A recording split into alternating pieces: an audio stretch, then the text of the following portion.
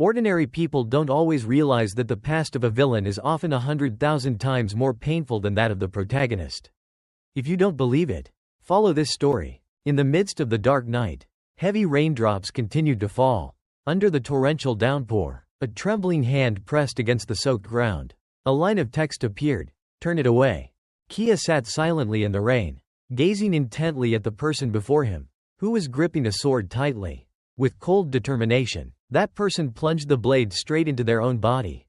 Another line of text emerged. If you wish to kill me. Deculane's face had turned expressionless, while Harane's eyes were ice cold. Her hand tightened around the sword, and with unwavering resolve, she thrust it deep into Deculane's chest. Pain shot through him as he coughed up a mouthful of blood. Then, he slowly raised his blood-stained hand. Another line of text appeared. She still standing in the relentless rain. He let out a sorrowful smile and murmured, "So beautiful and so heartless." His hand gently caressed Harane's face, but she coldly stepped back. When she reached a certain distance, Deculine silently watched her and muttered, "That wretched woman, damn it." Seeing this, he let out a mocking smile. At that moment, the system notification popped up, engagement annulled, requesting the death of Deculine. Wujin sighed in relief as he read the message. Thank God, he muttered, covering his face in exhaustion. Finally, the bug is fixed. Looking at the screen, he felt a surge of satisfaction after countless lifetimes of debugging. He had finally resolved the recurring issue in the engagement annulment storyline.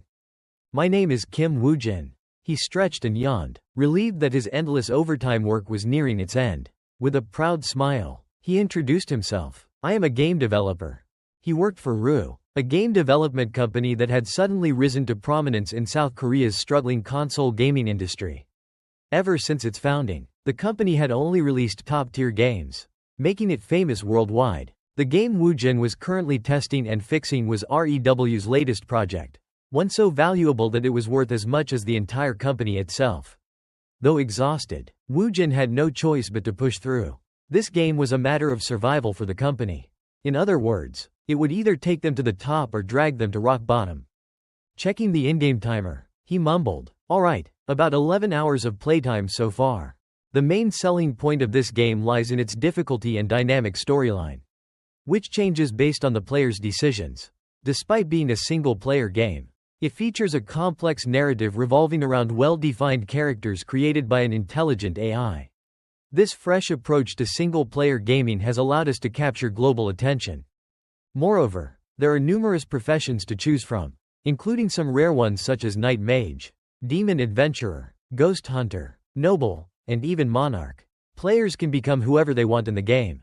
This means that if the game receives the recognition it deserves, we will be swimming in money. Wujin pondered for a moment, but he knew that great rewards came with risks. If the game failed, the company would fall into ruin. After a short break, he once again devoted himself to his work.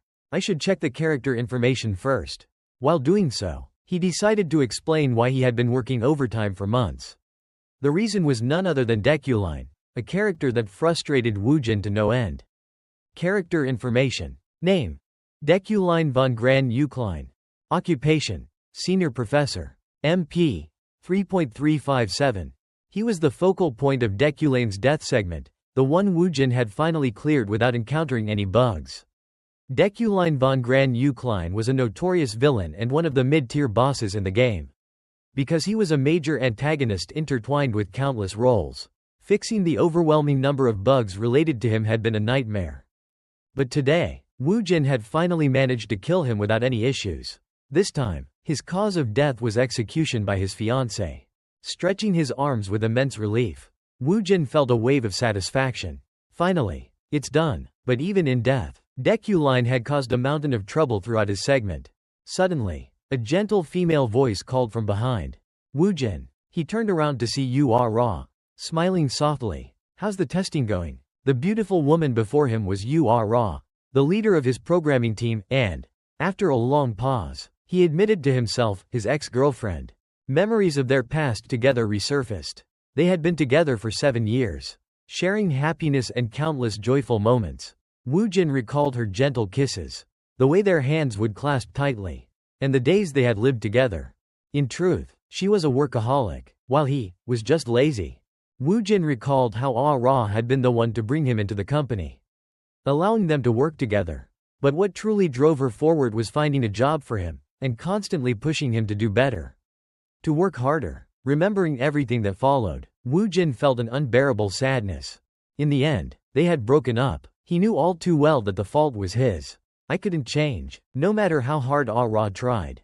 Suddenly, Ah Ra gazed at him gently. I heard you were struggling with some bugs. I'm glad you managed to fix them. Wu Jin felt a lingering sadness over their past. It had already been 6 months since their breakup. Rumors said she had someone new by her side now. Leaning coldly against the desk, he muttered, looks like you and your new guy are doing well. Huh? Ah Ra only smiled softly. Rumors spread quickly in this company. But yes, I think it's going well. A hint of irritation stirred in Wu Jin's chest. It was annoying to hear her say that. He sulked, staring at his screen, before sarcastically saying, well, I wish you two a happy marriage. Ah Ra chuckled at his childish behavior. Stop pouting and focus on your work. Then, as if remembering something, she said, oh, by the way, the scriptwriter mentioned they want to adjust some settings and modify a few character templates. Wu Jin groaned. Again? They change something every day. He rested his chin on his hand, exhausted by his growing workload. By the way, he added, is this guy really supposed to be a mid-tier boss? Players can kill him early if they get lucky. Ah Ra smiled with amusement. That's what makes the game, and Deculine, so interesting. The deeper into the story you go, the stronger he becomes. Every player makes different choices, which increases the difficulty in their own way. Wu Jin nodded in agreement. Yeah, that makes sense. Ah Ra placed a hand on her chin and smirked. You know, this character was actually designed based on you. Wu Jin's eyes widened. Deculine? Ah Ra giggled. You really didn't notice while designing him?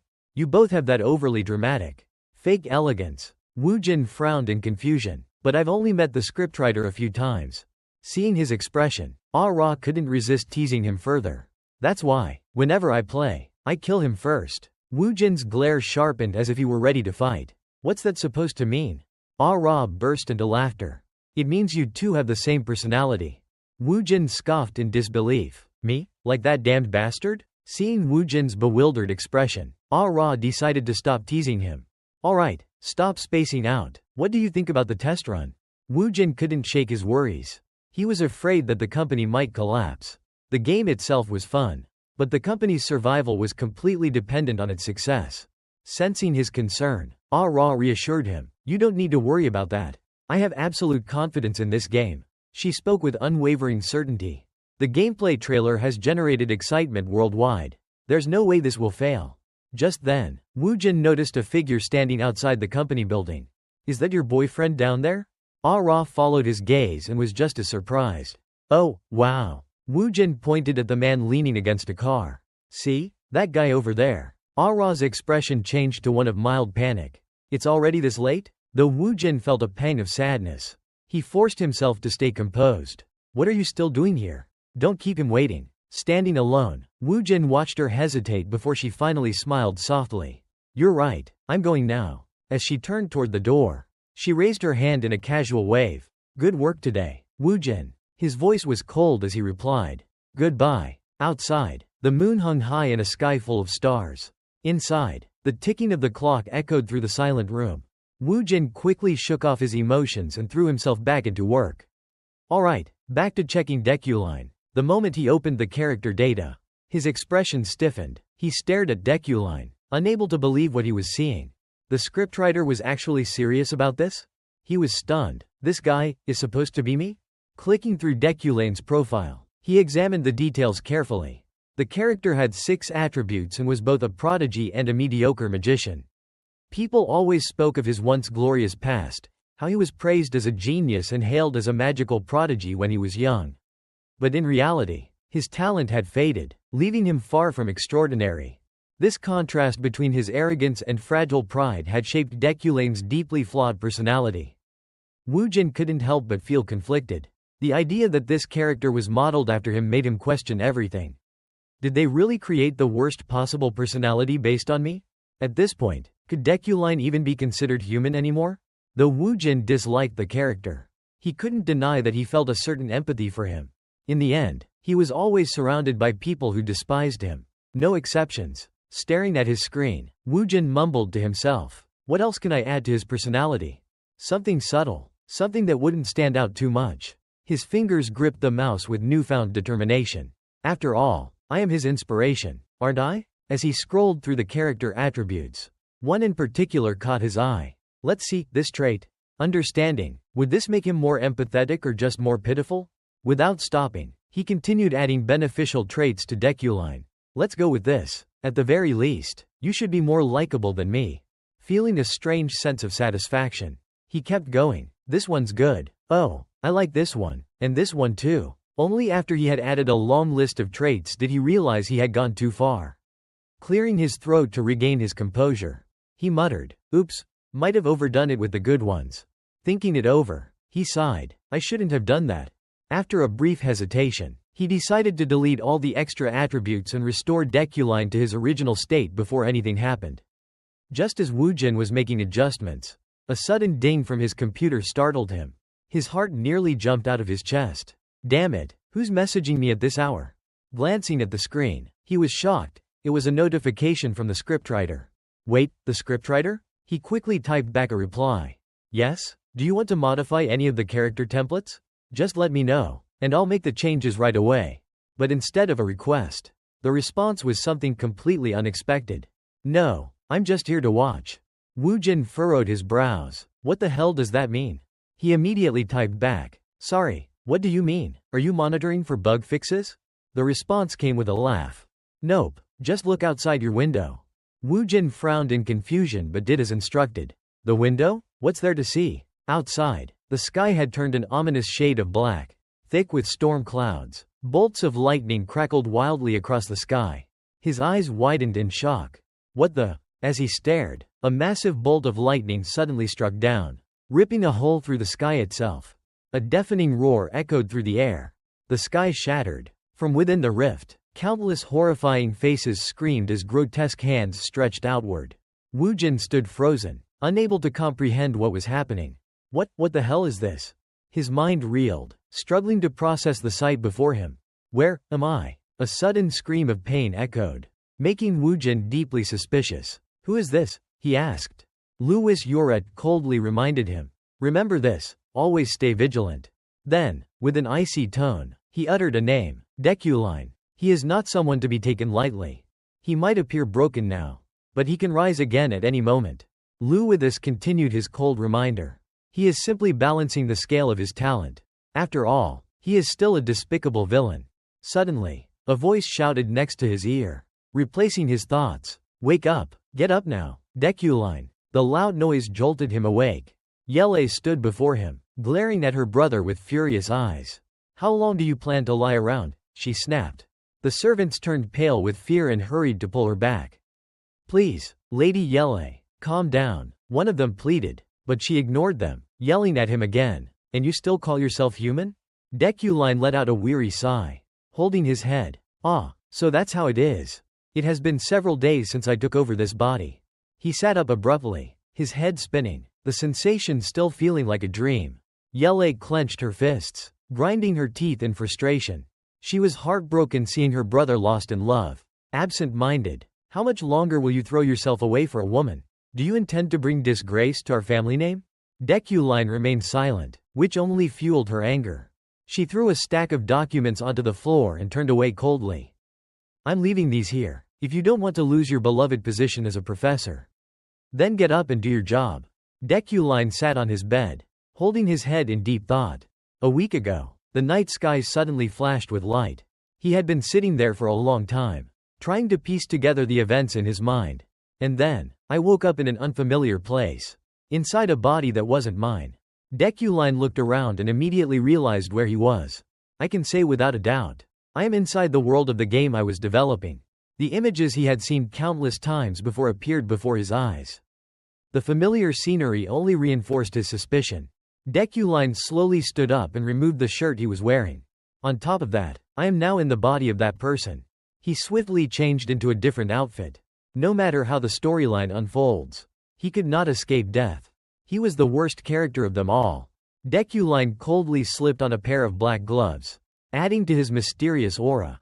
His gaze turned terrifyingly sharp because the body he now inhabited belonged to the main antagonist. I have become the villain, Deculine. At dawn, within the Ioclan estate, in Deculane's bedroom, he sat up, leaning against the headboard, deep in thought. A week had passed since I arrived here. He ran his fingers through his disheveled hair, pushing it back as he stared blankly ahead. At first, I thought this was just a dream. Refusing to give in, Deculine pinched his cheek, sighing. With each passing day, the sensations of a living being forced me to accept that this is reality. Feeling powerless, Deculine rested his head against the headboard in silence. After dying, am I now experiencing some sort of afterlife? Regardless, one thing is certain. I am the villain of the game that was still in development. Deculine von Gran Eucline. To go from being an ordinary person to possessing the body of the antagonist left him deeply unsettled. In the game, Deculine was the mid-boss that players would encounter no matter which route they chose. He was the enemy of countless characters, their parents, their lovers, and the catalyst of many key events. And now, I have become such a villain. The biggest problem is that I don't know what stage of the game I've been thrown into. The only thing I'm aware of is my total mana capacity. Yet I have no idea how to use it. Unwilling to accept this situation, Deculine reminded himself that he couldn't afford to remain defenseless. Yet, deep down, he harbored thoughts he couldn't put into words. I'm not joking. During development, every staff member, including myself, had tested the game routes over 1,000 times. And in all those attempts, Deculine survived in only one scenario. He was truly a villain created solely to fulfill his role as a mid-boss. Breaking away from his tangled thoughts, Deculine glanced down and noticed a neatly stacked pile of documents beside his bed.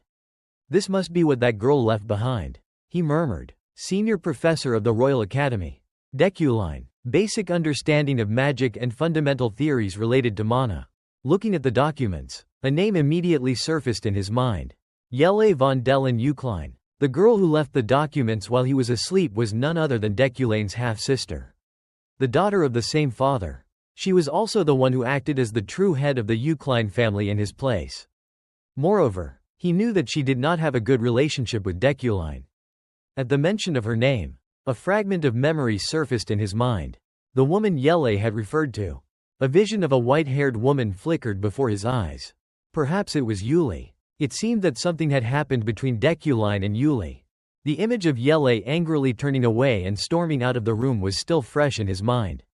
I'll leave the documents here. If you don't want to be dismissed from your position as a professor, then get up and do your job. Deculine took a deep breath, collecting his thoughts. Thinking back, she did mention the professor position. It took him a moment to realize, he had a class to teach today. Letting out a slow exhale, he picked up the stack of documents in his hands and sighed. I should go. Staring at the pile of documents, he fell into deep thought. In his previous life, he had never stood in front of a class before. That meant he needed to gather as much information as possible. The most important thing was, a system window unexpectedly appeared before him. Main survival objective. Become a necessary character in the game. Quest. Lecture fee at the Academy. Balance, 0.5. Seeing the sudden system notification, Deculine sighed. These messages just keep appearing. Choosing to ignore it, he immediately got out of bed. Regardless of whether it was for this reason or because of Yelle, he had to take action. She was one of the key elements leading to Deculine's death. With that thought, Deculine quickened his steps toward the bathroom. And, the balance is important as well. How should I conduct my lecture? Of course, it was natural to worry. But it wasn't entirely hopeless. After all, this body possessed the innate knowledge special trait. Just as Deculine reached for the door handle to enter, the system suddenly reappeared. Innate knowledge activated. Ability. Understanding. All information can be comprehended by consuming mana. Before becoming Deculine, I had given him this ability, hoping that, somehow, he could develop a sense of empathy. Since this was a unique trait that only appeared in the latter half of the game, it must have some hidden functions. After a while, the large bathtub was filled with water. Deculine quickly finished his bath. As he dressed, he contemplated the unfamiliar bathroom and clothes. Yet, I can use them more naturally than I expected. The thought came instinctively, as if it had always been a habit, almost as if he had always lived as Deculine. Looking at himself in the mirror, he couldn't help but sigh. At first, I would have thought these clothes were too extravagant. But now, they feel elegant and comfortable. Silently adjusting his gloves, he fell into deep thought. This must be the effect of Deculane's special traits, his sense of dignity, poise, and aesthetic sensibilities. Realizing something, Deculane's face darkened. It felt as if his past self, the person he was before, was being strangled by the very character he had become. Alongside that vision, a message echoed in his mind.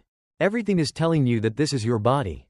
Shaking the thought away, he sighed inwardly. Honestly, I can't bring myself to act in a way that goes against the etiquette this body demands. Even things that once made Kim Deculine uncomfortable now felt natural. As he walked, Deculine pondered. Even if it's just to gather information, attending my first lecture seems far too ordinary. On the surface, his expression remained cold and emotionless. Yet deep inside, he felt a quiet arrogance. I am an exceptional and noble aristocrat. Meanwhile, elsewhere, a man with an incredulous expression muttered under his breath. What the hell is this? Kim Woojin, a healthy young Korean man, tall and fairly good-looking, was staring at the card before him. You are raw. Her face darkened, spoke in a low voice. A boring and lazy bastard. Kim Woojin realized that this description perfectly fit him. That's right, I won't forget who I am. Back in Deculane's world, as he arrived, the chauffeur immediately bowed in greeting.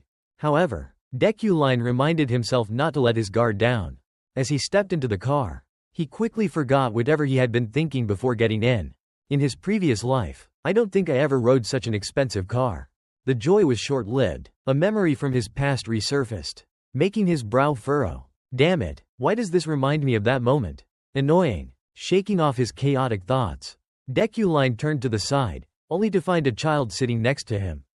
The unexpected sight left him momentarily speechless. Although curious, Deculine did not ask the child's name. Instead, he simply stared at him, questioning himself. Who is this kid? Sensing Deculane's gaze, the boy turned to face him and spoke first. Good morning, Professor. As soon as he finished his greeting, he handed a stack of documents to Deculine. Watching the smooth sequence of actions, Deculine casually took the documents, still questioning the boy's identity in his mind. Is he a secretary or an assistant? Finding no immediate answer, Deculine decided to ask directly. Are you a mage? Hearing the unexpected question, the boy, Elian, blinked before responding. Excuse me? I've been under your tutelage for almost 3 years now. Deculine quickly covered up his mistake. I was just joking. As they traveled, Deculine flipped through the documents while sighing internally. I thought these were lecture materials. But they're just a script for me to read. The more he read, the clearer things became. The entire lecture was already prepared from start to finish. Of course, there was no way that an incompetent and arrogant person like Deculine would prepare a lesson himself. This kid must have done it for him. Realizing this, Deculine spoke up. Good work. Fearing his voice was too soft, he repeated himself. Well done. Hearing that, Elian hesitated before cautiously asking. Excuse me? Ignoring his question, Deculine changed the subject. Just rest until we arrive. Understood, Elian replied. The driver, who had been observing the exchange, couldn't hide his surprise. Did the young master just praise someone? Not long after, Deculine raised a hand to his temple, trying to suppress the strange discomfort rising within him. His mind filled with complaints. What kind of absurd personality is this? My stomach is twisting just because I gave a single compliment. So, this is the nature of Deculine. I had sensed it before leaving the estate, but now it feels as if my mind itself is being influenced by his personality. Suddenly, the car came to a stop, and the driver's voice interrupted his thoughts. We've arrived, young master. Stepping out of the vehicle, Deculine took a moment to take in his surroundings. So, this is Deculane's workplace, the Royal Academy. Looking at the Grand Academy before him, a vague thought surfaced in his mind. The lecture must be held in Roteo Hall. Roteo Hall, lecture room. The atmosphere was buzzing with excitement. I finally get to attend a lecture by the senior professor. Deculine the genius spell analyst?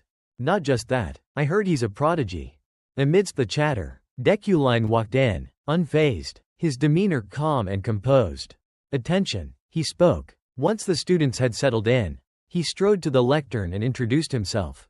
I am Deculine von Gran Eucline. I have been assigned this lecture as a senior professor of the Mage Tower.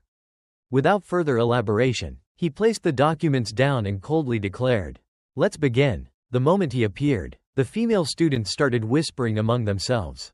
"He's so handsome and brilliant. So cool." Hearing these words, one student, Ephraim, trembled with anger. "Cool? Finally, we meet." Standing at a distance where neither Deculine nor the other students could see her, she glared at him with murderous intent. That wretched bastard, the one who ruined my father. Her mind drifted into the past. 3 years ago, her father had committed suicide. At his funeral, she neither cried nor made a scene. She simply stood still, staring at his lifeless body with empty eyes. After dedicating his entire life to interpreting the divine scriptures, he had ended it himself, driven to despair after his research thesis was stolen. And the man who stole it, the one hailed by the public as a genius interpreter of the divine scriptures. The image of Deculine in her mind shattered into pieces. Hatred burned inside her. Yes, I'm talking about that bastard, Deculine. She could still see the official notices, the sealed-off belongings of her father, flashing through her memory. But there was nothing she could do. After her father's death, she had lost everything. Her small, fragile figure had stood alone in what was once her home, a place that had now become foreign to her. Once a noble, she had lost not only her family name but also her territory and every possession they had owned.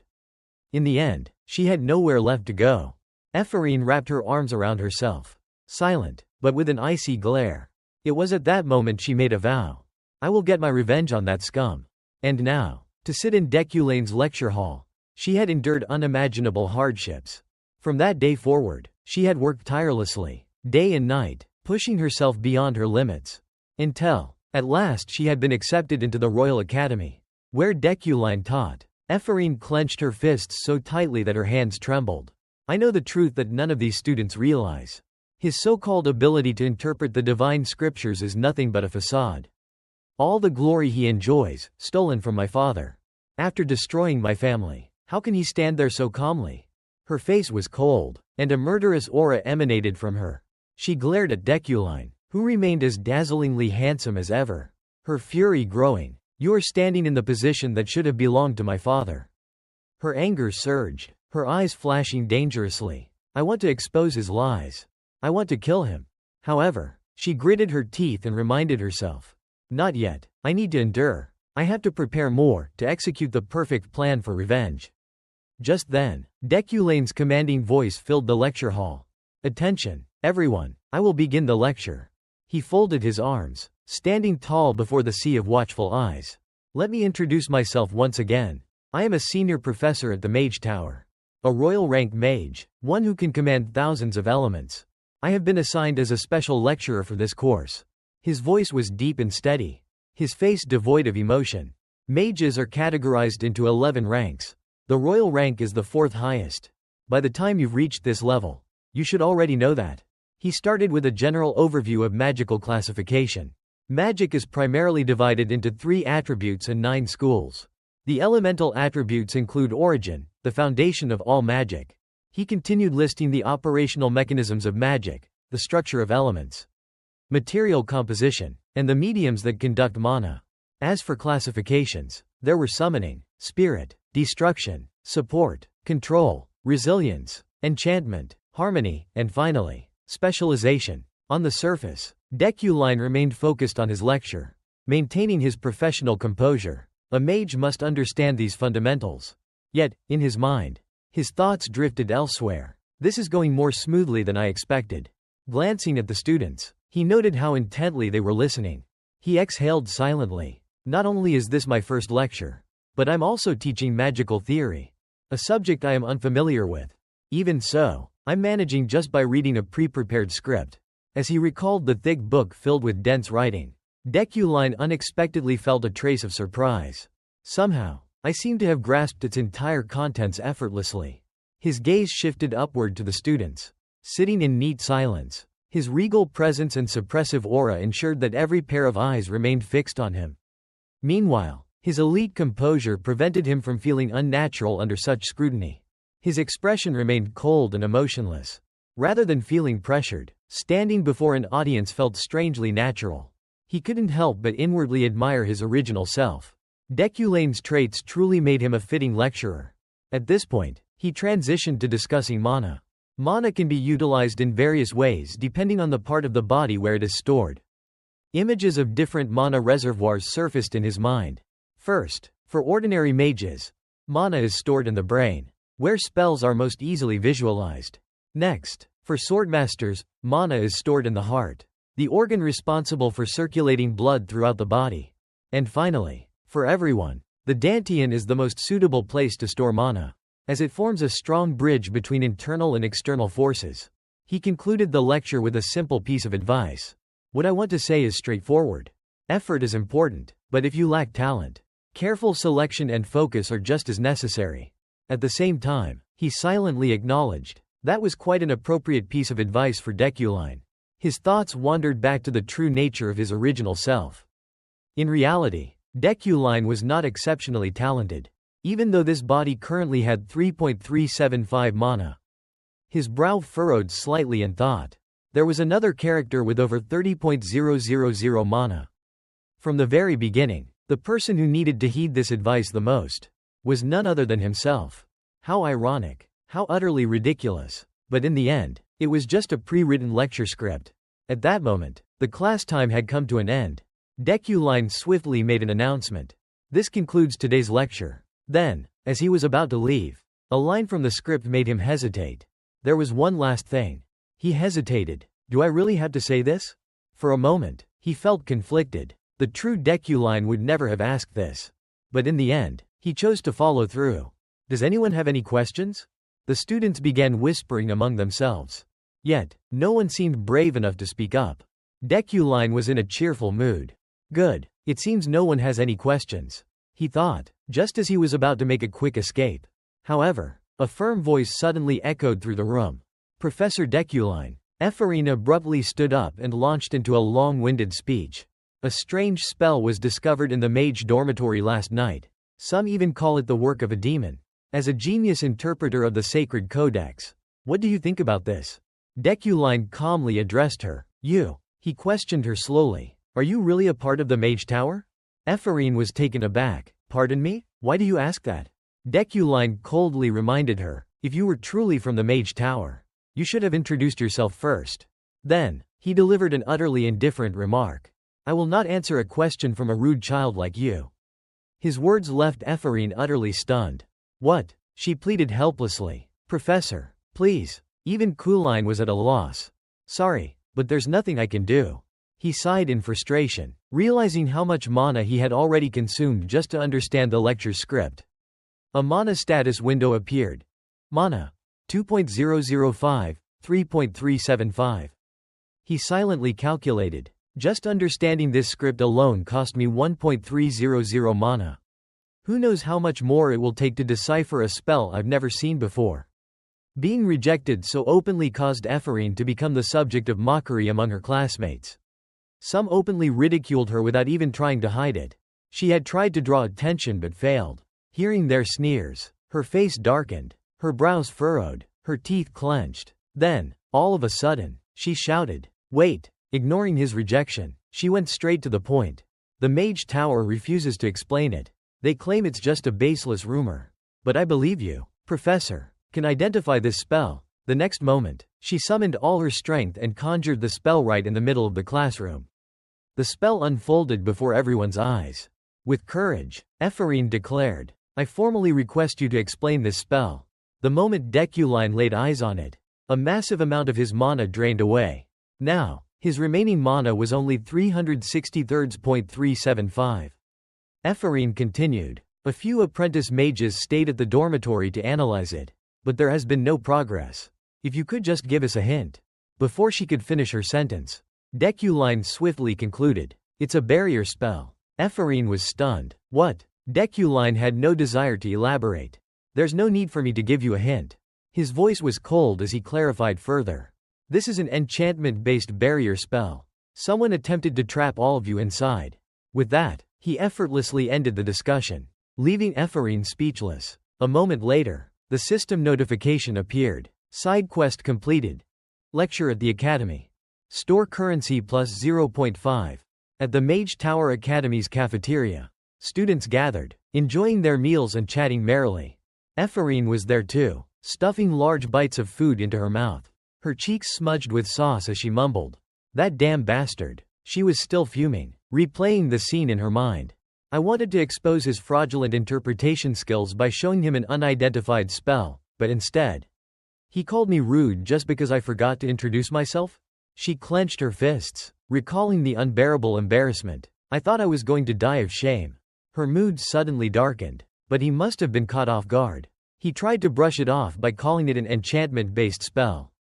She frowned, pondering his words. Enchantments are complex. They usually require a medium. How could it be an enchantment if there was no medium? Ephraim was absolutely certain, even with just a single glance. She wouldn't mistake what she had shown him. It was an exact replica of the unknown magic circle drawn on the dormitory's front door last night. Although everyone had been confused at first, it had since become valuable research material for new students. She gritted her teeth in frustration. I know he was lying. Suddenly, from behind, a frantic voice called out, "Ephraim!" Julia came rushing toward her, her face beaming with excitement.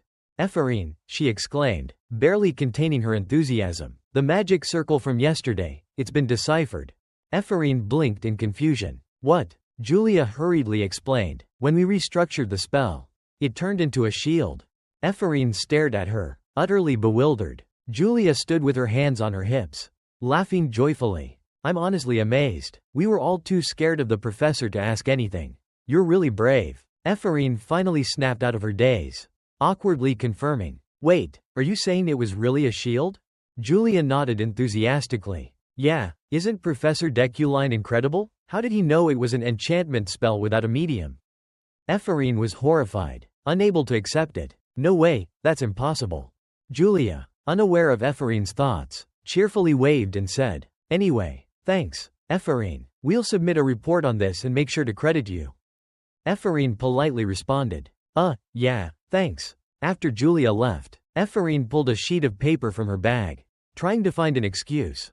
It must have been just a lucky guess. But then she found it laughable. In the end, I only boosted his reputation. She silently studied the document in her hands. Advanced Elemental Magic. 5 credits. Lecturer.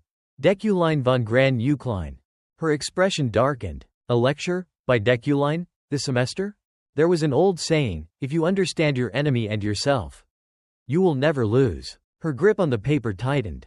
I need to prepare myself if I have to deal with that bastard. Every day, Ephraim found herself thinking about Deculine. Just wait, Deculine, I'll expose you soon enough. At that moment, the system notification appeared. Side quest completed. Academy lecture. Storyline progression plus 0.5. Meanwhile, Deculine remained expressionless, sighing inwardly. That was close. He recalled the moment he had seen the spell in class. The instant he laid eyes on it, his insight ability had activated on its own. The strange magic made him uneasy. Just looking at the intricate lines of the magic circle had drained his mana almost completely. At that moment, he could do nothing but stare at it, unable to break through its mysteries. I don't even know what kind of magic it was. Even if my mana were doubled, I still wouldn't be able to comprehend its structure. He let out a breath of relief. At least nothing bad happened. Just then, a voice called out from across the way. It's been a long time. The voice belonged to Yuli. Deculine was momentarily stunned. White hair and sharp eyes. He had seen this person many times through a computer screen. Yuli gently asked, "How have you been?" After a few seconds of observation, he recognized her, Yuli von Defiden.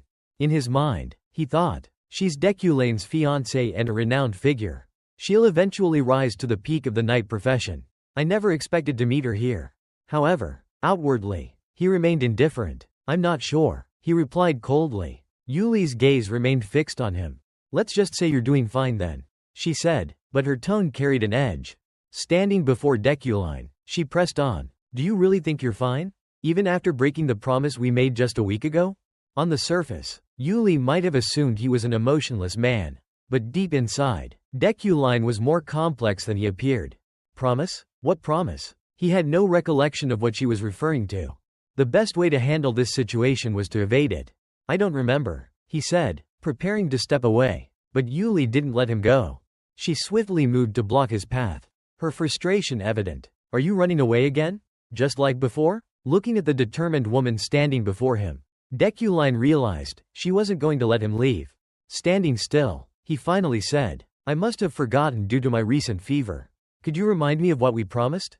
A memory he couldn't recall, but one that Yuli remembered vividly.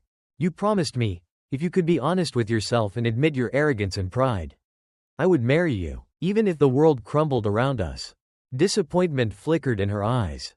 Perhaps I was wrong to believe in you, she muttered, lowering her gaze. Then, in an icy tone, she said, you can go now. Deculine complied, taking a few steps forward. He paused and glanced back at her. I'll be going, then, was all he said. Behind him, Yuli bit her lip, unwilling to accept it. Memories of her first meeting with Deculine resurfaced. Their engagement was purely for political gain. Deculine, a talented mage. Yuli, a gifted knight. She recalled her father, a man who only cared about their family's prosperity. This union, it will surely be beneficial for politics and the family bloodline. Both of them sat in silence during the meal, discussing their political marriage. The Euclid and Freydin families, both of royal lineage, had no objections to the union. At that time, Yuli only thought about the benefits for her family. It's fine, even if I don't love him. It's for the family's sake. However, both families had realized from the beginning, Deculine's talent did not exist. Perhaps he refused to admit it himself. But he had deceived everyone, calling himself a genius, analyzing magic, and even becoming a professor. After a few incidents, he stopped boasting about his achievements. To avoid disgrace, both families covered it up. The Euclid and Freydin households concealed the truth because they didn't want to become the subject of public ridicule. Yuli had endured their silent pressure. They didn't want their family's flaws to be exposed. She clenched her fists in frustration. But I can't overlook this. She had been willing to accept a loveless marriage, but she would not forgive deceit. That was her conviction, as a knight. That was all. That day, after a brief negotiation, Deculine had agreed. Fine, I'll do as you say. He had made a promise. Now, Yuli's voice trembled as she gripped her hands tightly. You still don't intend to keep your word, do you? Imperial Academy, the Tower of Magic. The grand, prestigious Imperial Academy stood tall, the finest institution in the Empire. And its magic department was the best among them all. You could think of the magic department as the Seoul National University College of Medicine. And the Tower of Magic as the Johns Hopkins Medical School of this world. Deculine glanced around, observing his surroundings. It looks nice. The campus was bustling with students. Grand buildings towering over the landscape. Gardens in full bloom, and well-maintained lawns. It reminded him of an American university. His thoughts drifted back to the time before he had arrived in this world. Back to his old team. The nights they had spent together, working to create an atmosphere like this in the game. He walked past a group of female students chatting happily. Youth, if only I could experience this in a different body. In a different life. Just then, someone, in a rush, tripped and fell forward. Deculine's sharp gaze snapped to them. Immediately on guard, it was Alien, stumbling right behind him. The large crate Alien was carrying slammed against Deculine's chest. The contents spilled out, scattering across the ground. Alien let out a loud yelp. Alien fell to the ground, scrambling to gather the scattered items while repeatedly apologizing. I'm so sorry. I was in a rush to meet a professor. Deculine, momentarily startled, narrowed his eyes in thought. This kid, I almost mistook it for an ambush. Wait, isn't this that guy, Zoro? Alien, noticing the mistake, hesitated before correcting him. No, it's Alien. Deculine stared at him before responding indifferently. Must have been a mix-up. Alien scratched his head, confused. Zoro? Who's that? The two of them arrived at Deculine's office. Deculine sat at his desk, flipping through documents. So, this is why you were in such a hurry to see me? Alien straightened up. Yes, Professor. It's the list of sponsors for this year's new magic scholars. The Tower of Magic functions similarly to real-world research institutions. Funding was essential for the advancement of magic.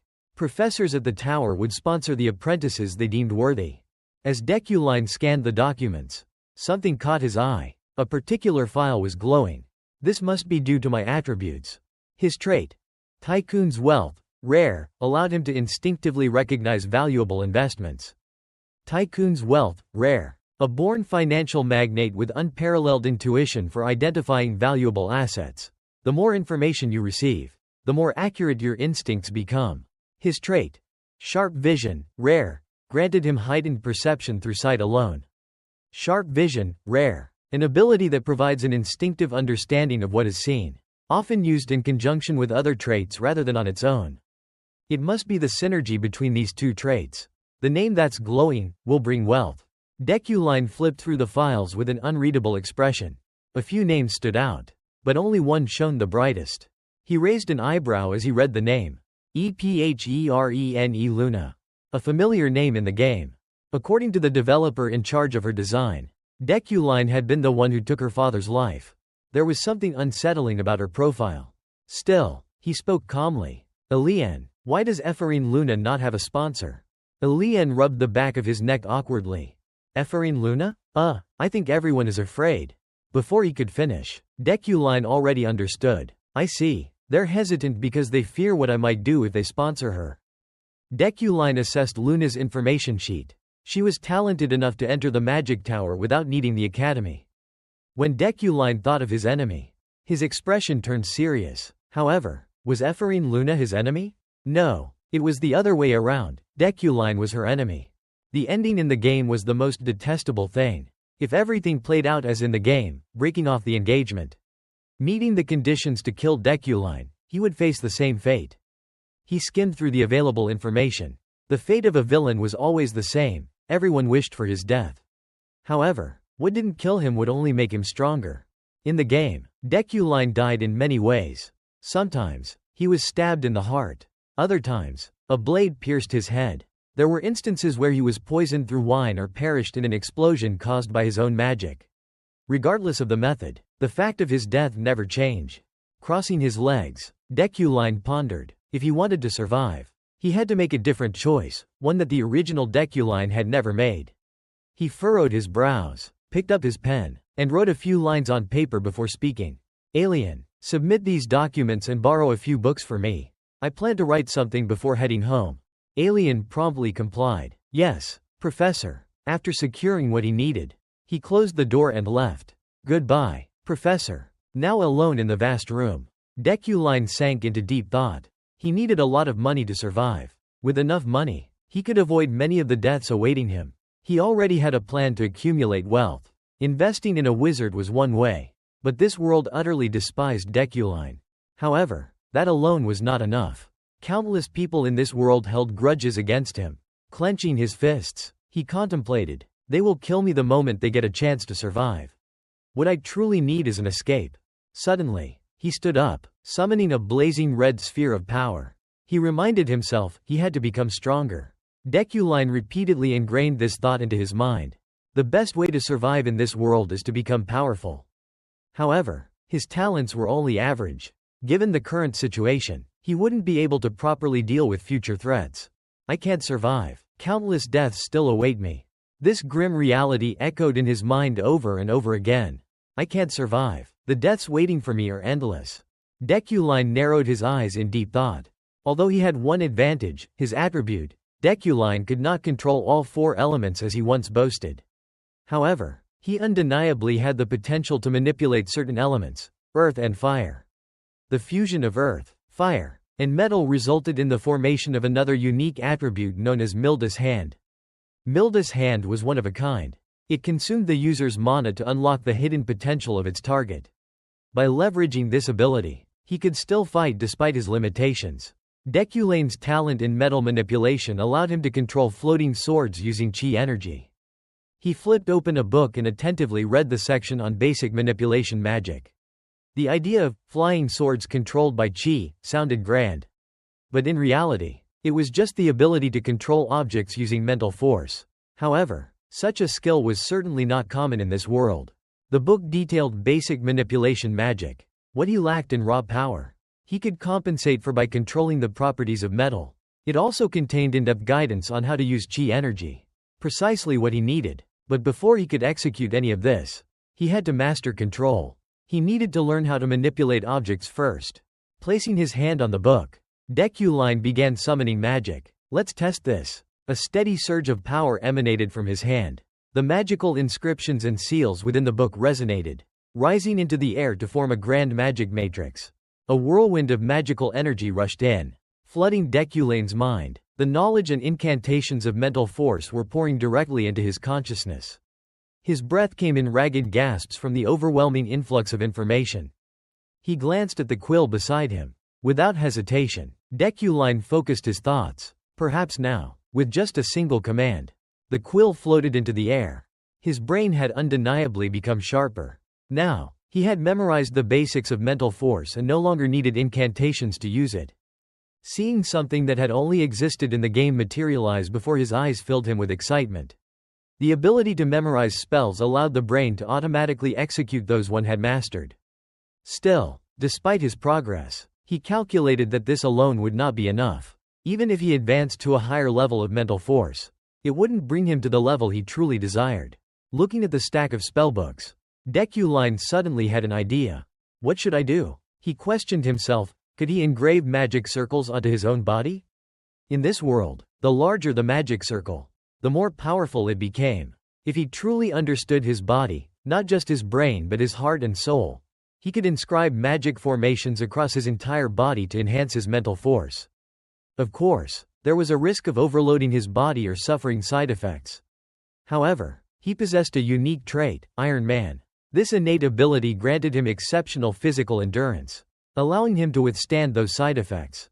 Deculine carefully calculated the risks. This is something only I can do in this world. His current mana level was 800, surely enough to attempt a small experiment.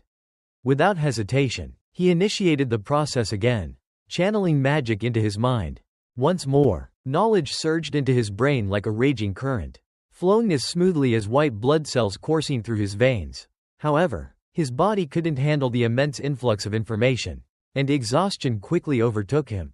A terrifying pain struck. Deculine gritted his teeth, enduring the indescribable agony. It was unlike anything he had ever experienced, as if every bone in his body was shattering and every muscle was being torn apart. Yet, he stood firm, unwavering. I will not falter. I will not let a single groan escape my lips. This was the elegance and composure that a noble must possess. The pain gradually subsided as the process came to an end. His hands trembled uncontrollably. Mana. 1/3, 375 remaining. I feel utterly drained. He had failed due to a lack of mana. Glancing at his shoulder, his exhaustion was momentarily replaced by excitement. But I've gained something. Now, a magic circle had been successfully engraved on his shoulder. At this rate, it would take 2 weeks to inscribe them across his entire body.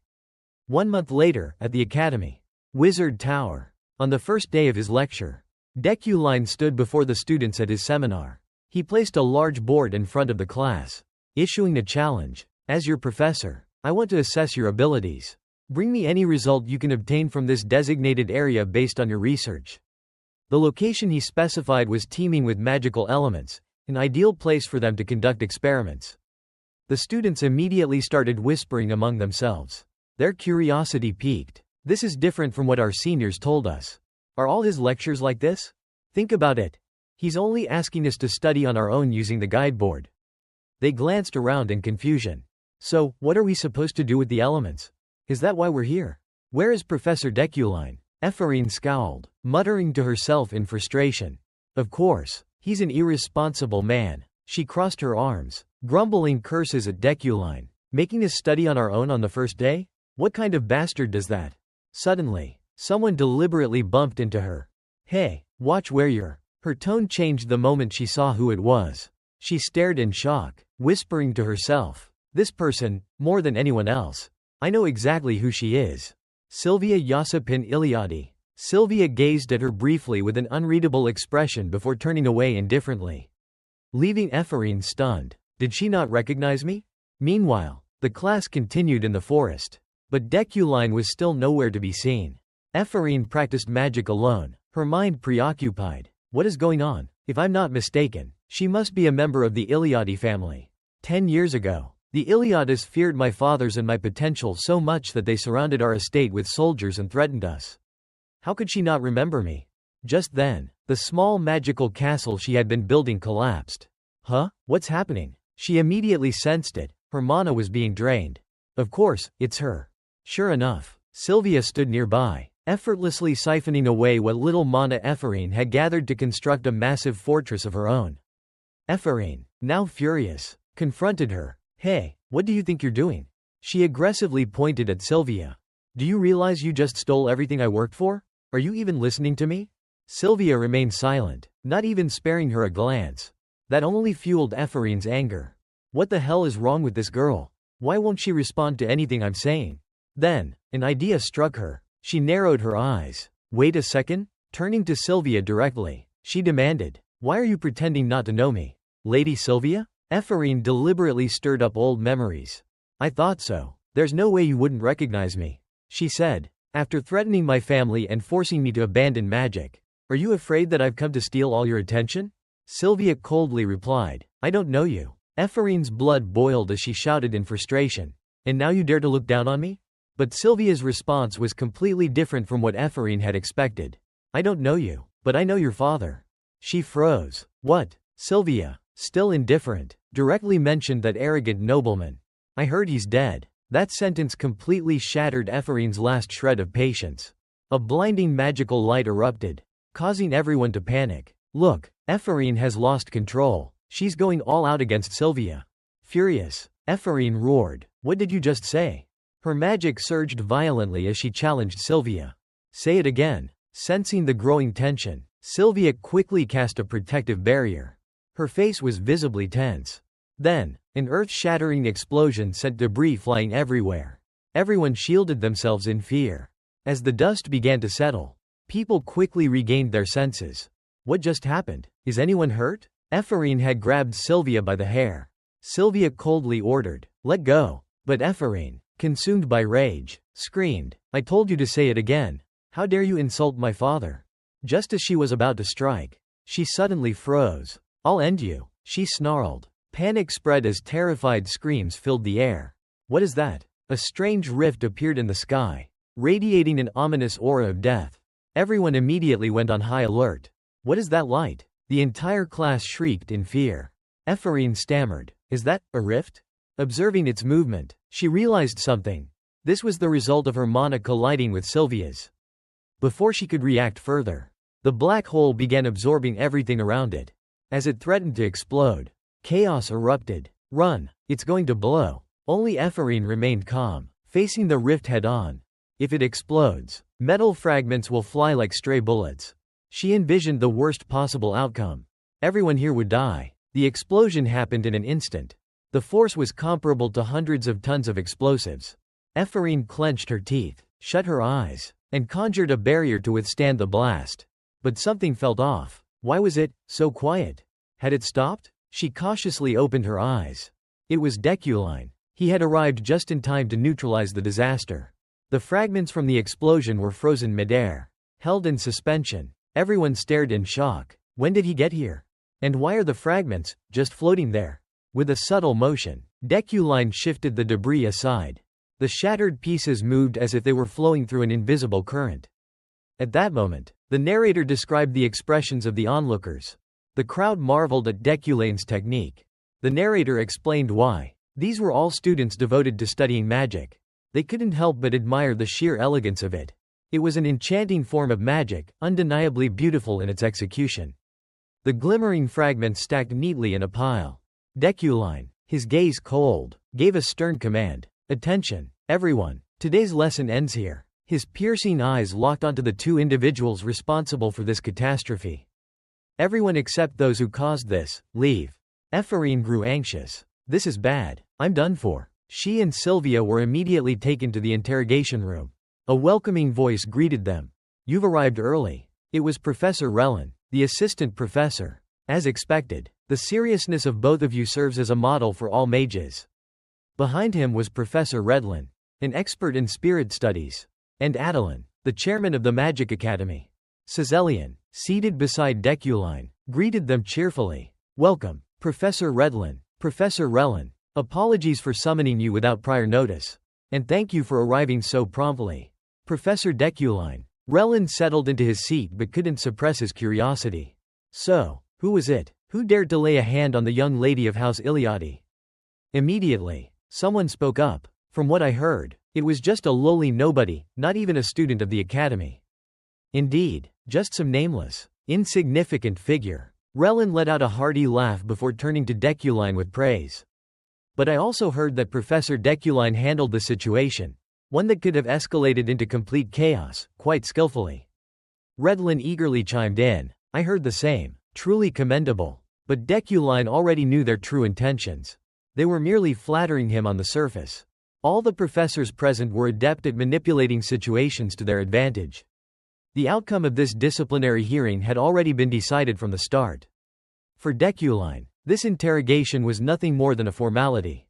The daughter of the powerful Iliadi family, Sylvia, versus a fallen noble who was, in truth, nothing more than a commoner, Ephraim. The choice of whom they would side with was painfully obvious. However, Deculine silently resolved himself. He had to change the outcome of this hearing. He had already foreseen the direction it was heading. And there was something else he had noticed, something intriguing. A deep crimson aura swirled around Ephraim. Deculine calmly reflected on his own circumstances. Only he could see it, thanks to his unique perception. Then, an abrupt system notification appeared before him. The fate of the villain. Description. The world wishes for his demise. However, what does not kill him only makes him stronger. Deculine was certain. This was proof that the villain's fate had manifested. If he couldn't change the course of events, his death would draw ever closer. The cold voice of the presiding officer echoed through the room. The disciplinary hearing between novice mage Ephraim and Sylvia will now commence. Before anything else, Relin erupted in fury. How dare the two of you start a fight right in the main hall? If it weren't for Professor Deculine, someone could have been seriously injured. Then, turning to Ephraim, he sharpened his tone. Tell me, why were you fighting in the first place? Ephraim lowered her head, replying curtly, I can't say. Relin's irritation flared as he glared at her. What did you just say? Ephraim remained silent, then carefully thought to herself. That bastard is watching from somewhere. That's why I can't say anything. She recalled Sylvia's words, feeling so aggrieved that tears welled up in her eyes. I heard your father passed away, right? Ephraim lowered her head, thinking about Deculine. Sylvia had belittled her father and had irritated her in a cunning way. However, she couldn't say that in front of the enemy. Suddenly, Relin stood up arrogantly and criticized her. What are you playing at? Is this some kind of inferiority complex or what? He bluntly compared Ephraim to Sylvia. You should remember the difference in status between you and Sylvia. Yet, you dared to ignore that? After stating his point, he turned to Sylvia. Now, Sylvia, tell us what happened. Sylvia calmly responded. During class, I accidentally ruined her work, which led to the conflict. Upon hearing this, Relin continued to press Ephraim. So what? Sylvia didn't do it on purpose. And yet Ephraim used that as an excuse to cause trouble? How dare a nameless, lowly child act this way? Do you lack the ability to control your anger? Taking it even further, he turned to Anderlin, the chairman. We should expel her. We cannot tolerate such an attitude and violent behavior. Ephraim clenched her teeth. She felt utterly powerless. It was so cold. Her mind felt like it was about to explode as she endured all these crude insults at what was supposed to be a simple school disciplinary hearing. All the accusations were directed at her. Yet she had no way to defend herself. And there was no one left to stand up for her anymore. Everything felt so cold. Her eyes were filled with resentment and hatred. Deculine? It was all because of that man. Adam casually concluded. It seems that everyone has made their decision. Then, she calmly sought Deculine's opinion. Professor Deculine, you were present at the scene. Let's hear your thoughts before we reach a final conclusion. His voice rose slowly. I, Deculine, ask you as the chief professor of the tower and a member of the disciplinary committee? Ephraim shut her eyes tightly, accepting that it was over. Then, he asked an unexpected question. Do you believe you bear no responsibility for this incident? Everyone was taken aback when he suddenly called out a name no one expected. Sylvia von Jospin Iliadi. She flinched and looked up. Yes? He sternly repeated. Let me ask again. Do you truly believe you bear no responsibility for this incident? Ephraim was stunned. She was even more shocked than Sylvia. What was happening? Relin was equally baffled. What are you saying, Professor? Ignoring the stares from others, Deculine firmly pressed on. You could have prevented this incident. But you didn't. Or perhaps the abilities that everyone has such high expectations for aren't actually enough? His final words left Sylvia speechless. She lowered her head and admitted her mistake. I'm sorry. To be honest, I didn't stop her because I wanted her to get into bigger trouble. Her honesty only made Ephraim even angrier. What? Doubt surged within her. Why was Deculine questioning Sylvia instead of her? Was this somehow still her fault? Relin, however, remained firm in defending Sylvia. But still, Professor Deculine, the one at fault isn't the one who defended themselves, it's the one who attacked. Deculine replied indifferently. If we consider the circumstances, then the blame would fall on me. As the one who was in charge of the class. Professor Relin, do you want me to take responsibility instead? Seeing how resolute he was, Relin backed down. Of course not. I just think this isn't the best way to handle it. Ephraim was astonished. He even refuted a professor who was siding with Sylvia. Why was he going this far? Then, a sudden realization struck her. He was protecting her. Adam clapped her hands, interrupting the argument. Enough, she cheerfully suggested. Children grow through conflict. These students are still novice mages.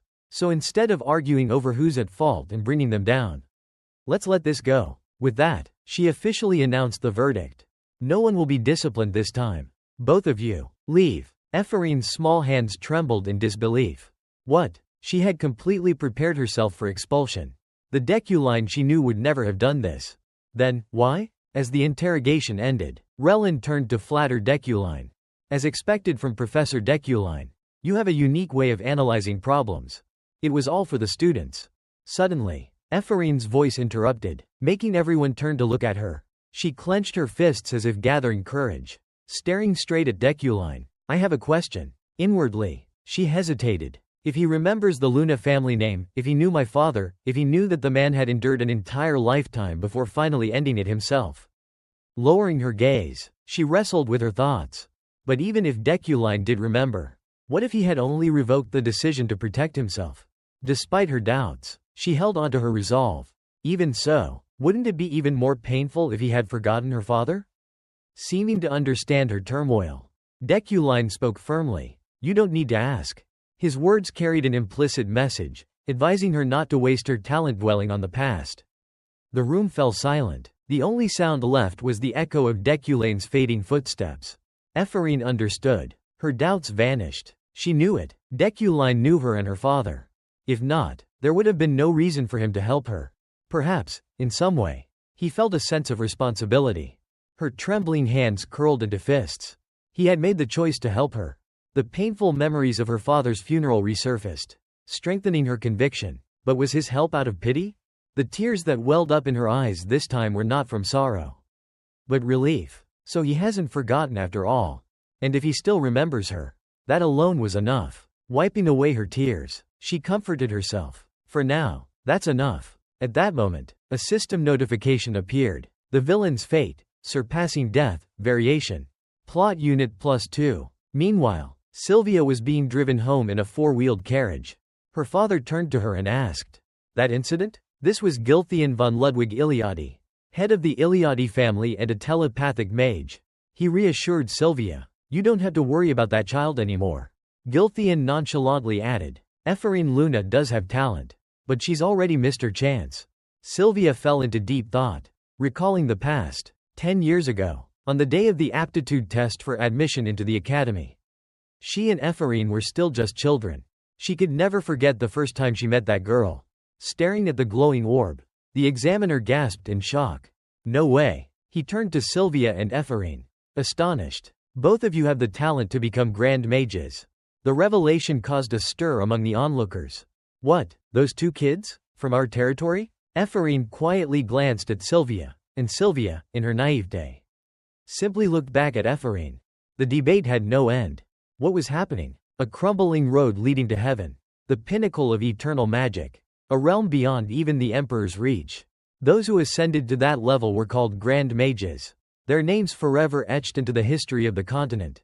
However, by the natural order of things, only 3 could become Grand Mages in a single era. It didn't matter what kind of magic they specialized in. That was the immutable law of the magical world. At that time, besides Demican, 2 spots remained open, but one of them had already been designated for Arlene, the master of the magic tower. Sylvia understood what this meant. In other words, she, the heir of the Iliadi family, and Ephraim, the last hope of the Luna family, had to compete for the final spot. Thus began the fateful conflict. The Iliadi family's head led his forces to besiege the Luna family. Sylvia didn't need her father to explain, she already understood. He had demanded that Ephorine's father give up his daughter's entry into the academy. Sylvia remained lost in her memories. That day, she realized the real reason the Iliadi family trampled the Luna family. It was because of her. Her distant gaze blurred as she reflected. It was all so that she, not Ephorine, could become a grand mage. She whispered to herself, melancholic, becoming a grand mage, that's my wish. My destiny. Her expression darkened as she recalled something Ephorine had once asked her. Are you afraid of being chased? Sylvia exhaled sharply, shaking off her lingering thoughts. No, it was just bad luck. That's all. Gilthian cautiously reminded his daughter. You don't need to worry about that child anymore. But you must be wary of Deculine. His tone became firm. He's not a simple man. He may be facing difficulties now. But he was once called a genius. He could still rise to the top, you never know. After the recent interrogation, Sylvia had begun to understand this herself. She knew that Professor Deculine had seen through her trap. When that terrifying explosion erupted, she had indeed played a role in manipulating it. She had erased Ephorine's mana. She had set up a trap that would detonate the moment it came into contact with Ephorine's mana. The bigger the explosion, the more trouble Ephorine would face. Yet, Deculine had seen through her plan instantly. Even though she had meticulously ensured that no traces of magic could be detected within the room. His sharp reasoning had cornered her. In the end, she had to surrender. Instead of outright accusing her, Deculine had forced a compromise. She could feel the invisible pressure he had placed on her. I know everything, now do as I say. It was a threat, but she had no choice but to comply. She had thought he was merely an arrogant man with above-average talent. But now, her body trembled involuntarily. What kind of man was he? A few days later, at Deculine's mansion, a respectful voice rang out. Roy here, sir, are you ready? After making his final adjustments, Deculine swiftly responded, I'm coming out now. The car waiting outside started moving as he got in. Seated inside, he silently contemplated. Supporting Ephorine had been the right decision. By doing so, he had eliminated a variational death and gained plot units in return. Recalling the classroom lecture, he was still a little surprised. I didn't expect the novice mage to question me, and it turned out to be Ephorine. Even though she harbored the most hostility toward him, her approach was still grounded in self-preservation. He reaffirmed his stance, his priority was always himself. Of course, Sylvia might continue to resent him, no matter what he did. But he had no other choice if he wanted to survive. Deculine sighed as he gazed out the window. Social events, I'd rather avoid them. However, he couldn't let the opportunity to earn more plot units slip away. Because the system had already assigned him a new task. Side quest. Attend the New Year's flower event. Plus 0.5 plot units. In the end, it was all for the plot units. Which was the only reason Deculine grudgingly agreed to attend. I need at least 5 plot units to access the store. Thus, he had to check if there were any notable figures at the event. His car stopped outside the venue. And as he stepped inside, a host was already waiting to greet him. Welcome, Professor Deculine. He glanced around the hall. The guests were dressed in immaculate gowns and tailored suits. Deculine silently assessed them. They all look like high-ranking nobles, and I recognize quite a few famous faces. Looking into the distance, he spotted a figure that felt strangely familiar. His mind quickly locked onto a target, Ihelm, a character he himself had designed. Deculine made a firm conclusion. Attending this event was the right choice. Engrossed in observing Ihelm, he failed to notice someone recognizing him. A voice rang out, filled with enthusiasm. Well, look who it is. Isn't that Professor Deculine? The lively tone immediately drew countless curious gazes. My child is in your class. Professor, your name is already well known. Suddenly, he found himself swarmed by nobles eager to flatter him. Professor Deculine, I've always wanted to meet you. Professor, please allow me. Feeling suffocated, Deculine groaned inwardly. I take back what I said. Just as his irritation peaked, he caught a familiar name amidst the noise. Ganesha. He had read about her feats in the Continental magazine. While yet another noble was persistently inviting him. Professor, would you care to join us for dinner? My family is. Deculine swiftly gestured as if he had urgent business.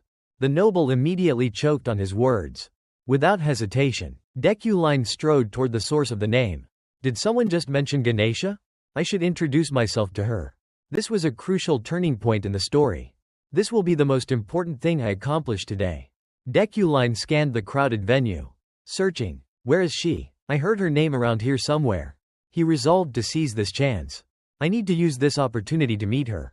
On the second floor, someone was quietly observing his movements. That person was Ganesha, the fifth strongest character at the start of the story. Deculine kept searching, unaware that the very person he sought was watching him. Growing impatient, he clenched his jaw. She has to be close. And then there she was. Deculine's gaze locked onto Ganesha. A red-haired woman, her long ponytail swaying as she stood in a rugged adventurer's outfit. Ignoring everything else, Deculine hurriedly made his way up the stairs. I have to be quick. But then a voice filled with mock surprise called out. Is that who I think it is? Ihelm approached at a leisurely pace. Professor Deculine. A flicker of irritation crossed Deculine's face. Why now? His voice turned cold. Ihelm. The man before him was Ihelm von Garion Rewind, a fourth-rank royal mage. Ihelm smirked. Ah, what an honor. The chief professor actually remembers me. He continued, his tone laced with sarcasm. It's been a while. How's your research going? Deculine's brows furrowed slightly. What are you getting at? Ihelm shrugged, feigning innocence. Oh, nothing much. Just that, it's been 3 years. And your research hasn't shown any progress. He let out a dramatic sigh. And people are starting to doubt your abilities. Deculine's eyes narrowed, filled with disdain. So he's here just to provoke me? He examined Ihelm closely. Ah, right. This fool was my rival back in school. Ihelm continued, oblivious. If you ever need help, I'd be happy to lend a hand. Deculine ignored him completely. He knew the truth. Ihelm had once been his friend. But after Deculine took the chief professor position, Ihelm grew bitter, envious. Now, he took every opportunity to undermine him. Deculine turned away, disinterested. Perhaps, once upon a time, this kind of provocation might have bothered him. But now? This means nothing to me. Besides, Ihelm wasn't wrong. The rumors about his stagnant research were true. A sudden realization struck him. His gaze snapped toward the empty hallway. His chest tightened. She's gone. Ganesha had disappeared. His head whipped back to Ihelm, who was still talking to himself. If you keep acting so arrogant, no one will like you. Deculine. A wave of anger surged through him. He lost his chance to meet her, because of this idiot.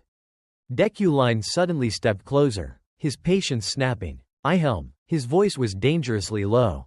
He gritted his teeth, barely containing his fury. Enough with the nonsense. Get lost, you rotten bastard. Caught off guard by the insult, Ihelm stammered. What? Rotten? Did you just? But Deculine had already turned away, wanting nothing more to do with him. Right now, his only concern was Ganesha. Damn it, I need to find Ganesha before she leaves the party and meets someone else.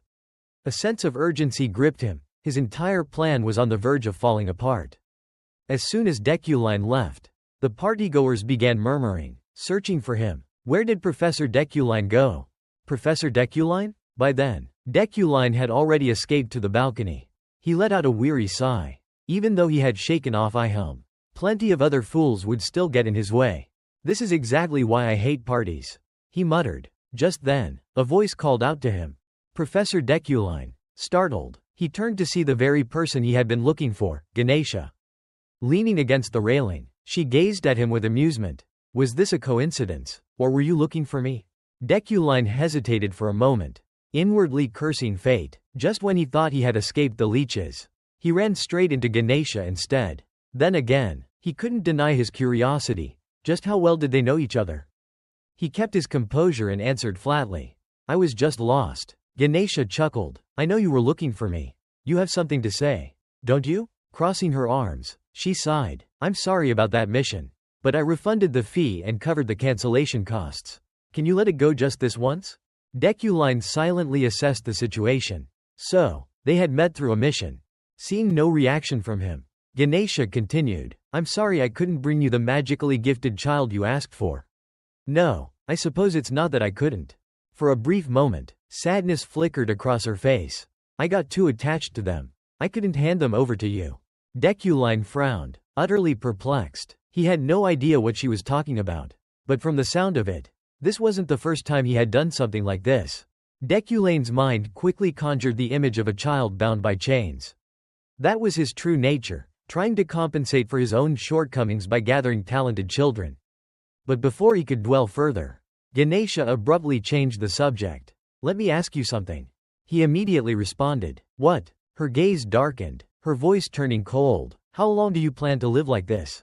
Deculine fell silent. He had asked himself the same question before. His mind drifted back to the original storyline, before he had taken over Deculane's body. That man had been led astray by those who weren't completely useless but had destroyed the trust around him, hurting many in pursuit of his own gain. But now, standing by the railing, Deculine made a firm declaration.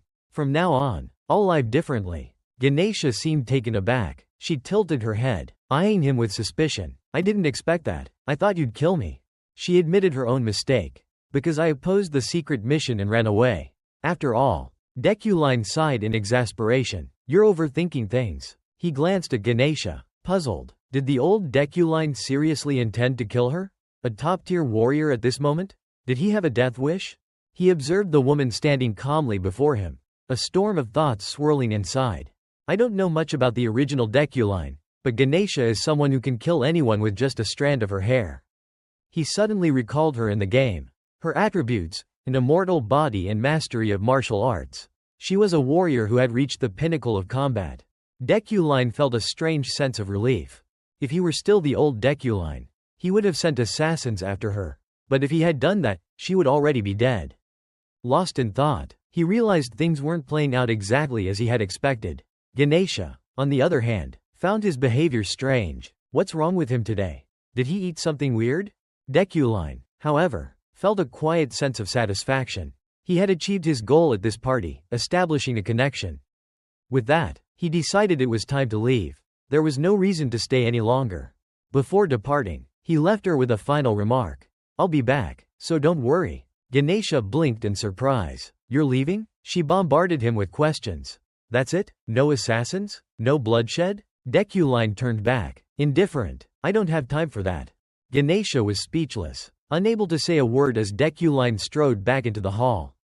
With the influence of Iuslan, just as Ganesha had mentioned, he could use the Adventurers Guild to pressure her. However, doing so would increase the variables leading to his own death. Just then, a system notification appeared before him. "Villainous fate. Cause of death avoided. Store credits +1. Deculine stiffened in horror. What? He recalled their earlier conversation. First, it was about overcoming a death flag. Now, it was about avoiding one. I didn't realize it, but was that conversation another cause of death? He stood frozen in the middle of the hall. I can't afford to let my guard down. Meanwhile, in another room, Relai stood with her hands on her hips, clearly displeased. How much longer are you planning to sit here? She was Relai, a relative of Yuli, an up-and-coming rookie ranked 12th among adventurers. Yuli barely glanced at her. I never wanted to come here in the first place. Veli sighed in frustration. Enough already. Just go. But Yuli remained stubborn, unwilling to move. Relai fell silent for a moment before suddenly asking, how are things with him? Yuli's expression darkened. What? Relai clarified. With Professor Deculine, I'm a little worried. There are too many rumors. Yuli closed her eyes, recalling their past encounters, none of them pleasant. Her voice turned cold. Of course, nothing good. Veli watched her with concern. Hey, if you're going to talk so loudly. At that moment, slow footsteps echoed down the staircase. Yuli flinched and turned to look. Her eyes widened in shock. Deculine. He said nothing, simply glancing at them before swiftly turning away. He walked past two nobles, who couldn't help but whisper among themselves. Professor Deculine just left. The guy who usually loves these parties. He left without even glancing at his fiancée. They gossiped freely as if no one else was around. Maybe he doesn't like her that much after all. So the rumors were true? Yuli heard everything, her face clouded over with gloom. Many guests also took notice. Deculine was leaving the party earlier than usual. The rumor that he and Yuli were at odds only grew stronger. His silhouette stood out against the bright light, exuding power. But there was no way Kim Woojin could have known any of this. As soon as Deculine left the party, a system notification appeared before him. Side quest completed. Attending the New Year's banquet. Store credits plus 0.5, current balance, 4.5.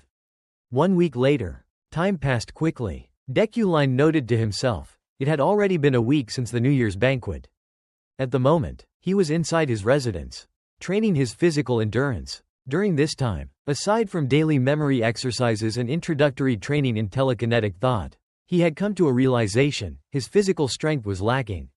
So, he had started working on his body as well. The main reason? Sweat dripped down his exhausted frame. The fear from nearly losing his life after doing something reckless still lingered. A few days ago, a blood-curdling scream of pain echoed through the room. Deculine collapsed to the floor, coughing up blood, his body racked with pain. His trembling hand hovered in front of his eyes. He murmured through gritted teeth, "If I were just an ordinary mage, I would have died." Was he able to endure this thanks to his Iron Man trait? Ever since meeting Ganesha, an insatiable desire for greater power had ignited within him. So, he had inscribed pyrokinetic thought onto himself, alongside his existing telekinetic thought, to further enhance his metallurgy magic. His goal was clear: to strengthen himself by embedding a magic core directly into his thought process. This method drastically shortened the time needed to master magic. Still kneeling, Deculine wiped the blood from the corner of his mouth. His face remained calm, but he couldn't hide the gravity of the situation. This technique was extremely dangerous. After experiencing firsthand the immense strain it put on his body, he had made a decision: he needed to train his body as well. That was why he was in the training room now. The result? He had established a disciplined morning routine. Back to the present. After finishing his morning training, Deculine let out a deep breath. It's time to head to work. A while later, Professor Deculine's office. He raised an eyebrow in confusion. What is this? Alien? Alien quietly handed him a document. A proclamation, just arrived from the Mage Tower. The atmosphere in the room instantly turned heavy. The sender. The Qualification Assessment Committee of the Mage Tower. Deculine frowned, displeased, as he took the document from Alien's hands. After reading the proclamation from the Tower of Wizards, urgent calls rang out as preparations for the necessary documents began. We hereby announce a hearing scheduled within the next 6 months regarding the progress of your research. Professor Deculine, until then, please ensure that all relevant documents are properly prepared. Deculine felt extremely irritated. If an audit hearing was being held, it meant that his research had stalled long before he even inhabited this body. This was undoubtedly an unfavorable situation for him. He suddenly recalled the character information of Deculine in the game. Deculine had always been a true professor, possessing a talent level of 6. At that moment, he realized that perhaps the prerequisite for this mission was to maintain the title of professor. Losing it would mean that all hope of returning would vanish. Deculine had now stopped in front of a door, his laboratory. Standing there, he reminded himself, I have to find something. Anything. Inside Deculine's lab. Cautiously, he pushed the door open and stepped inside. The sight before him was one of utter ruin. Dust had settled everywhere, and papers lay scattered across the floor. He let out a weary sigh. What a mess. Though exhausted, he had no choice but to press forward. It seemed like no one had set foot in this place for a long time. If Deculine had truly been using this lab, there was no way it would have fallen into such disarray. Suddenly, something caught his eye, a strange pile of garbage. His gaze locked onto it. That heap looked particularly odd. Was it hiding something? Deculine frowned in frustration. He didn't know whom to blame, but this was certainly an effective way to hinder him. From a distance, he used magic to shift the peculiar pile away. Fortunately, he had learned the telekinetic spell in time. As soon as he cast it, a mysterious book emerged. Without hesitation, he used magic to bring the book toward him. Opening it, Deculine was taken aback. It seemed that the entire research had been encrypted to prevent theft. However, he smirked and muttered, useless. Without delay, he activated his insight skill. As soon as he did, a radiant light burst forth from the book, shocking Deculine beyond words. The glow intensified, shining brilliantly from within its pages. Deculine was utterly astonished. The dazzling golden light was almost blinding. It seemed that this research was truly extraordinary. Thanks to the combination of the prosperous magnet and his keen vision, he was able to witness this brilliance. However, the light quickly faded. Deculine frowned in deep thought. The research was still incomplete, it was torn in places and had numerous gaps.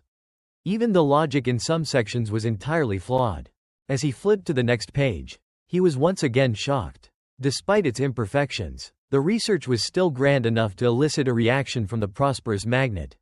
But what truly surprised him was the photograph tucked inside the book. This child, Ephraim Luna, isn't it? Deculine fell silent, quietly gazing at the picture.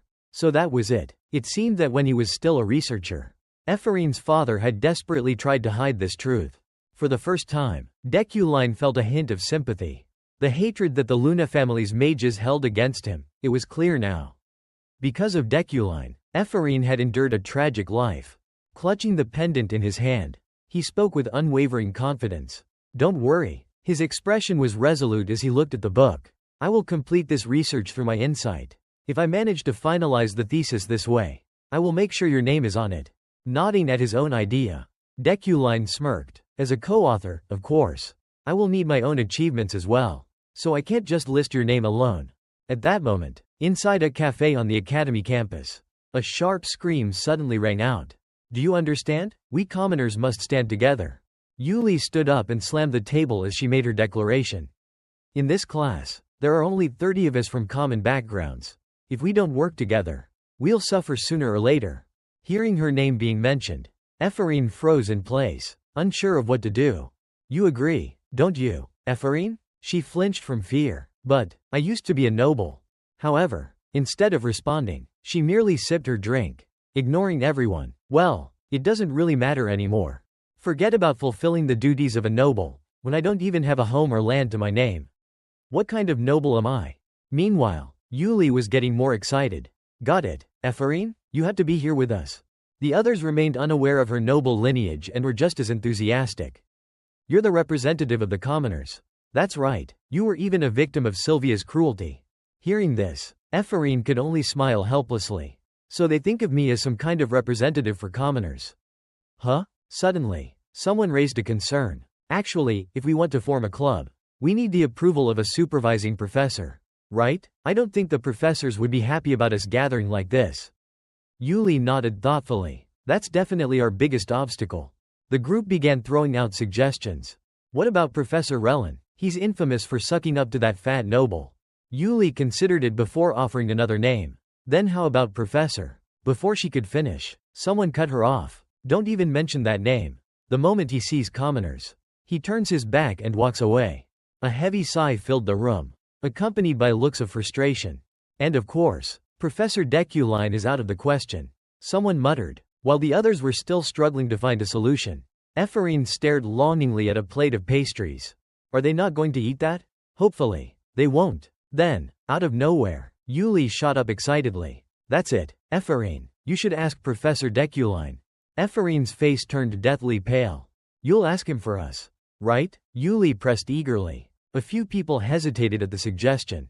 Actually, if you think about it, he is quite fair. He despises everyone equally, nobles and commoners alike.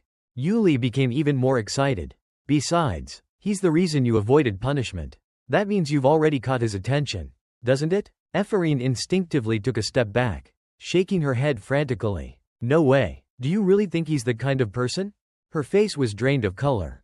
Why is the conversation taking such a strange turn? I don't want anything to do with Deculine. Overwhelmed with fear, she bolted out of the cafe. I can't do it, she yelled. Wait, don't say that, just think it over. Yuli chased after her, pleading. Ephraim, however, only ran faster. I already told you, you're completely mistaken. If I try, it'll just backfire. At last, Yuli caught up and grabbed her wrist. Ephraim, confused by Yuli's sudden stillness, turned to glance behind her. What's wrong, Yuli? A cold sweat broke out on her skin. A deep, chilling voice echoed from above her. Move aside. Deculine looked at her with cold, indifferent eyes. Ephraim stood frozen in fear. She flinched when she met his gaze. From behind a nearby door, Yuli peeked out and mouthed, "Good luck," before ducking back into hiding. Ephraim's face turned red with frustration. Yuli, since when were you there? You coward? She hesitated as Deculine walked past her without a second glance. Finally, mustering all her courage, she stepped forward and held out the request form. Professor Deculine. Ephraim bowed deeply, her voice sincere. I want to form a club, and I need your signature. Inside, She felt as if she had already resigned herself to her fate. Whatever happens, happens. She raised her voice, speaking firmly. I don't mean to trouble you. I was just worried that you wouldn't approve of a club with commoners. Her mind wavered. I don't want to be involved with Deculine, but Yuli had a point. She recalled their earlier conversation. The truth was that none of the other professors would cooperate. Rather than wasting time elsewhere, this was her best option. Determined, Ephraim clenched her fists. I'll just try. Deculine took the request form without hesitation and signed it immediately. He then added, send the details to my office. Ephraim was stunned. Huh? Before she could react, he had already handed the form back to her. She quickly took it. Ah, yes. Looking down, she saw his neat, elegant signature. He really signed it. Yuli came running over in excitement. Meanwhile, Ephraim stared blankly at Deculine's retreating figure. Did he really just agree? Deculine agreed? Yuli, overjoyed, threw her arms around Ephraim. You really got his signature? I can't believe it. Ephraim, however, remained lost in thought. Why? Just like at the disciplinary hearing, why is he treating me like this? Later, in Deculine's class, he stood at the board, drawing detailed illustrations to help the students visualize his lecture. Today's lesson is about understanding pure elements.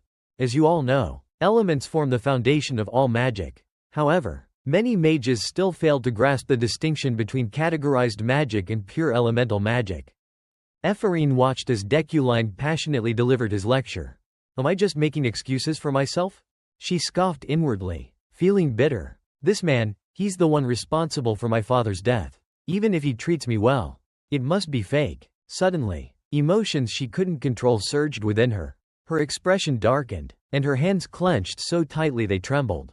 If he really knew he was in the wrong, he should reveal his true nature and repent. At that moment, Yuli's voice broke through her thoughts. Are you okay, Ephraim? Ephraim flinched and snapped out of it. Huh? What? Yuli looked concerned. You don't look too good. Then, in an attempt to comfort her, she added, don't worry about those people. They don't do anything but gossip anyway. Ephraim blinked in confusion. What is she talking about? Only after glancing around did she finally understand.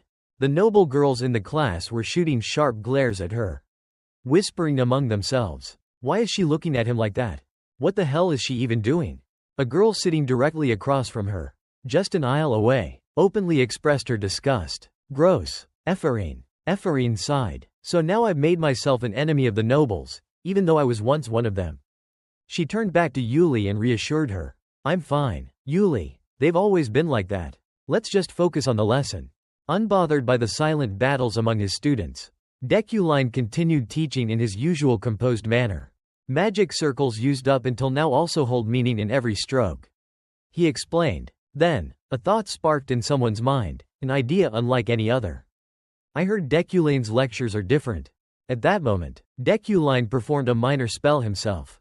A flame appeared, shifting colors as he made slight adjustments to the circle. This fire magic can change colors simply by adding 2 strokes to the magic circle. He explained. Holding up a book, he continued, that is what we will learn today. He opened the book and held it up for the class. His voice was firm and commanding. Flames. And right then, the narrator's presence emerged, providing insight. Ephraim's thoughts were misguided. In truth, Deculine's lectures were a way for him to show off. As a professor, this was Kim Deculine's class, a place where magic was used to showcase beauty through mana. The narrator emphasized the impact of Deculine's teaching methods, explaining them with deep insight. This approach was shocking to the new students in the lecture hall. Suddenly, the narrator mentioned a name, Sylvia. It turned out that the person being referred to was a beautiful girl with shimmering golden hair. Someone who had lost interest in studying due to her extraordinary talent. Deculine proceeded to demonstrate another spell. As you all know, this magic circle is used to summon water, he said, then combined it with the fire magic from before. However, if you mix this with fire magic, a completely new spell is created instantly. It will take this form. Sylvia was utterly astonished, and Ephraim was no exception. As they watched, the fire swirled through the air, causing an uproar among the students. It's actually turning into a flowing stream. The fire is flowing like water. Sylvia was terrified. Impossible. She stared at Deculine in disbelief. I never expected his lesson to be so theoretical. Then, the narrator appeared once more. using vivid imagery to explain everything in clear detail. Most magicians considered geniuses relied on intuition to cast spells, making theory feel like a rigid framework. If every magician prioritized theory, then magic itself would become uniform. The narrator gave a warning: if you focus too much on theory, you won't have time to learn magic. Trying to understand every spell through theory alone is ineffective. They even provided illustrated examples but struggled with practical training. This was the paradox of magic. The scene shifted back to Deculine. To become a high-level magician, you must have strong intuition, he stated. Then, the perspective moved to Sylvia. However, even high-level magicians couldn't fully explain intuition. Sylvia stared at him, deeply confused. How could someone whose genius was being questioned teach a lesson so focused on theory? A voice of astonishment echoed through the vast academy building. This is completely different from the rumors at the Magic Tower dormitory. Meanwhile, Ephraim, exhausted, carried her books back to her room. I've never concentrated on a lesson like that before. Suddenly, she stopped, suspicion creeping into her mind. Ephraim stared at her door, covered in scribbled insults and harsh words. She couldn't help but wonder, how long were they planning to keep up this ridiculous joke? A deep sense of helplessness weighed on her. Things had only worsened since that incident with Sylvia. Just as she was about to turn away, something caught her attention. A letter slipped under the door. Carefully picking it up, she examined it closely. A sponsorship certificate? Ephraim scoffed, forcing a reluctant smile. Almost had me fooled, she muttered. There's no way this is real. Who would sponsor me? The Iliadi family and Deculand both despise me. Still, after thinking it over, she realized this could be a good thing. She could report it and claim a reward at the Magic Administration office. Moments later, she stumbled out of the office in a daze. It was real. Recalling what had just happened, she still couldn't believe it. She had even shouted in shock. What? Are you serious? The professor in the office had calmly confirmed it. It's not fake. The seal is authentic. Ephraim refused to believe it.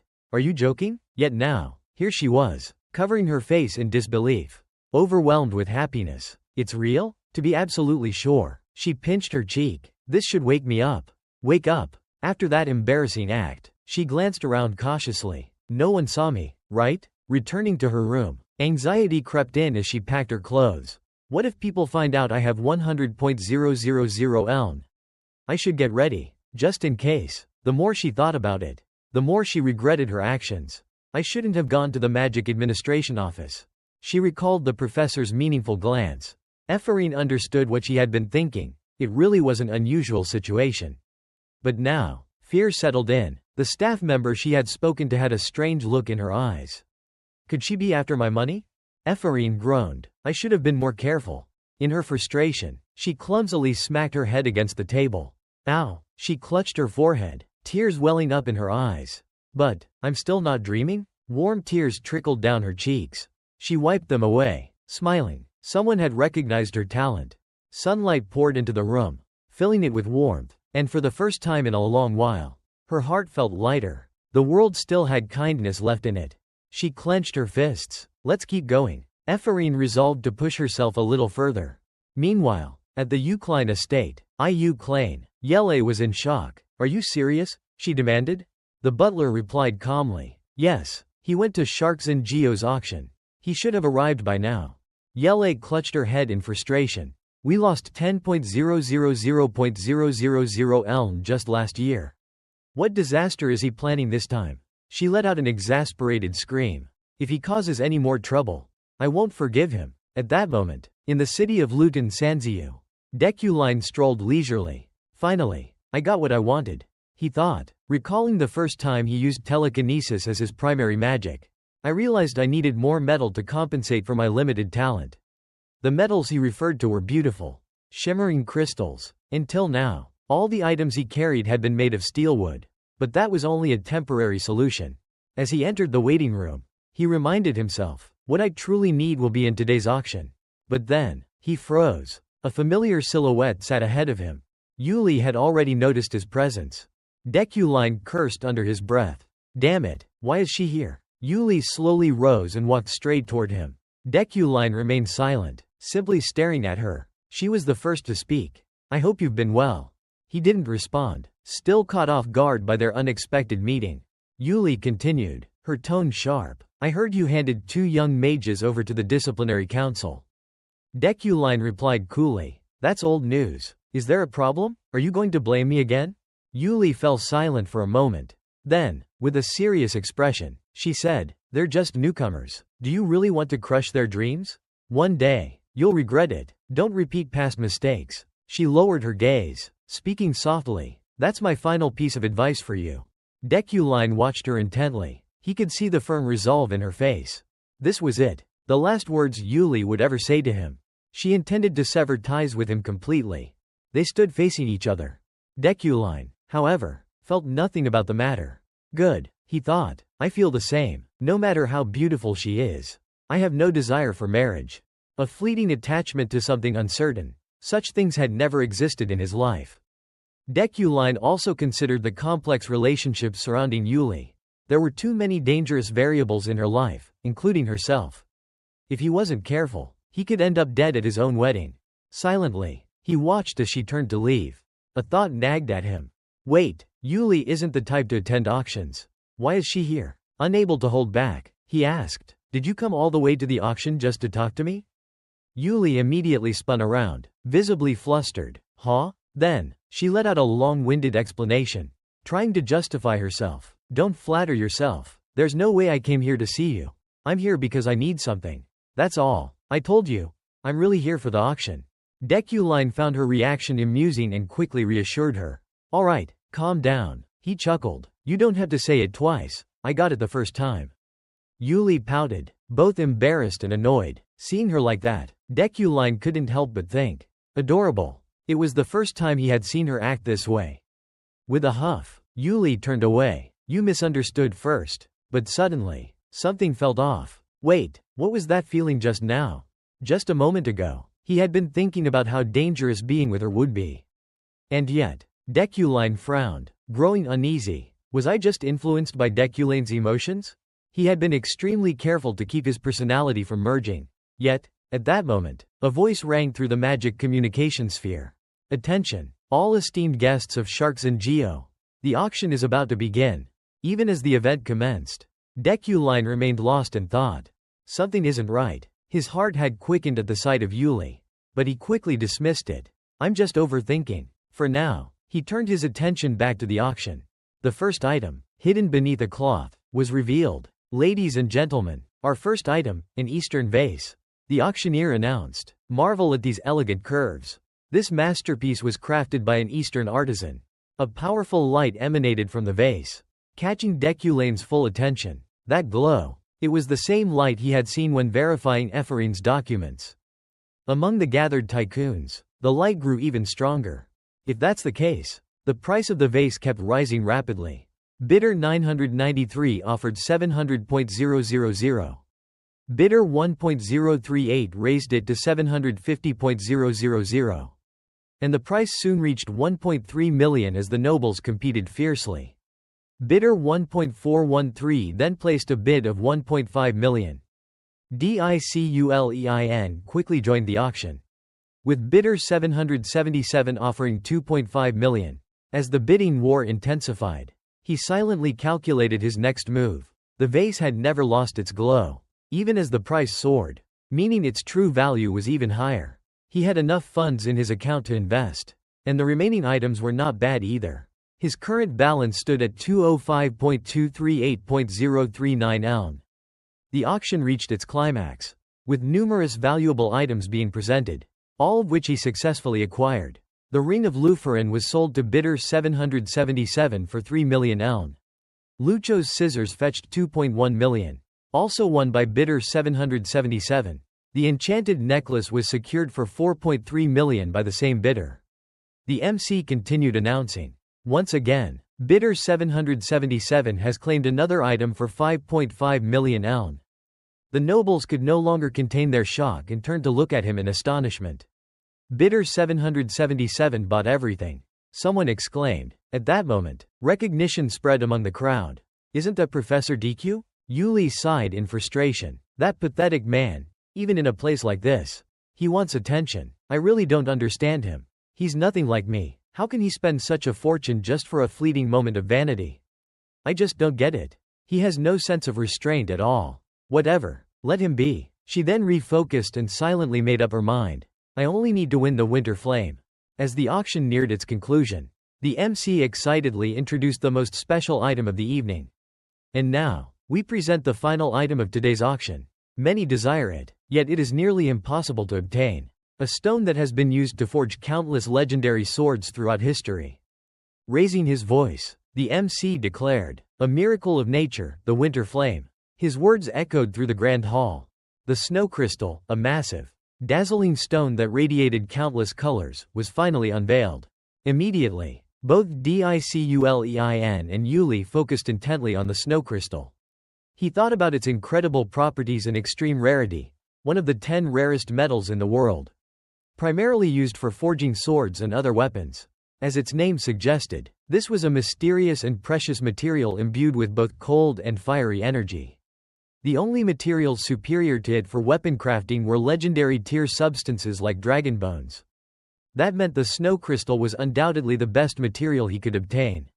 His expression darkened with determination. He had to win it. Yuli, too, was unwavering in her resolve. This was exactly what she needed. The bidding for the snow crystal skyrocketed. 10 million, 13 million, 20 million, 25 million. The MC was thrilled. Bidder 1.089 offers 30 million eln. Anyone else? Just as the MC was about to declare Yuli the winner, she felt a surge of triumph. Yes, I've secured it. But suddenly, the MC's voice rang out again. Louder this time. Bidder 777 offers 31 million eln. Yuli froze in shock. Her head snapped toward 777. Her hands clenching into fists. How many times have I heard that number today? Her anger boiled over. She could no longer ignore him. Why are you doing this? She demanded, glaring at the man who remained perfectly calm and upright. And so, the bidding war between them began. Bidder 1.089 offers 32 million eln. Bidder 777 raises to 33 million eln. Spectators couldn't suppress their curiosity. Someone leaned in and whispered, he's probably buying the snow crystal to forge a sword as a gift for his fiancée. Right? Then, after a moment of thought, they added, but if it's for her, why not just let her buy it herself? He must really love his fiancée. Diculain, hearing this, suddenly snapped out of his focus. He quickly looked down at Yuli. Realizing that he was directly competing against her, he hesitated for a moment. So, she's interested in the snow crystal too? If he took it, she would surely resent him. But, he needed it just as much. Seeing the unwavering determination in her eyes, he considered the snow crystal's rarity. This was the first time it had appeared in 3 years. Who knew when there would be another chance? Diculain felt a sense of unease. Perhaps he was walking into danger. Yet, despite his concerns, he chose to face her head on. For the sake of the snow crystal, neither of them backed down, standing as if in direct opposition before it. His determination was unwavering. He had to win. The MC's voice echoed through the auction hall one last time. 42 million eln. The owner of the magic metal and the snow crystal is. With a powerful declaration, the MC announced, bidder 777. Applause erupted throughout the grand hall. The nobles whispered among themselves in excitement.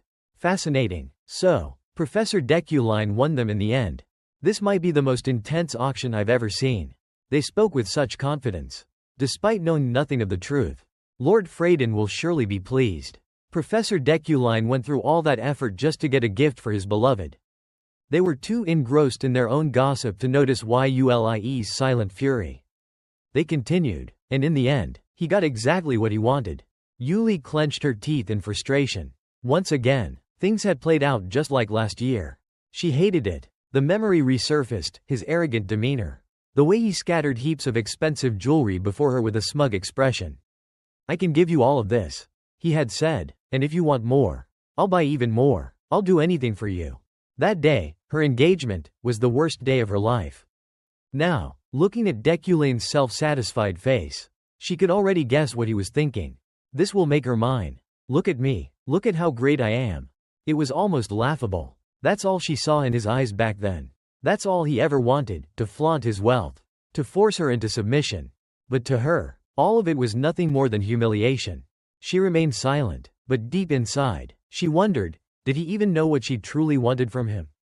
She recalled their last encounter. Back then, she hadn't hesitated. She turned her back on him and walked away. That's why she left. That's why she destroyed her own engagement.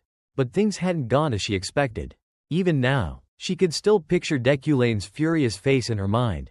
And that wasn't all. The whispers of the nobles had once again turned toward her. She tries to act strong. But in the end, she still ended up in Deculane's hands. I heard she only got the position of Knight Commander because she begged him for it. They spoke as if they knew everything. But Yuli knew exactly who had started those rumors. The person who had deliberately tarnished her reputation. Yuli clenched her teeth in anger.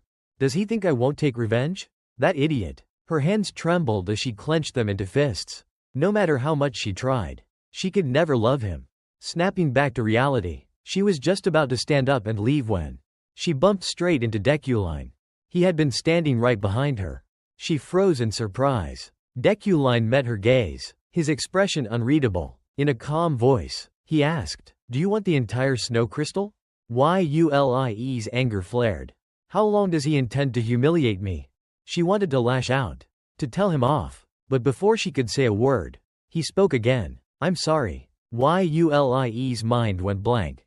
"What?" As if sensing her disbelief, he repeated, "I'm sorry." Then, without another word, he turned and walked away. "Right now, I'm asking for your forgiveness." Yuli stood rooted in place, stunned. Even after stepping outside, she couldn't make sense of it.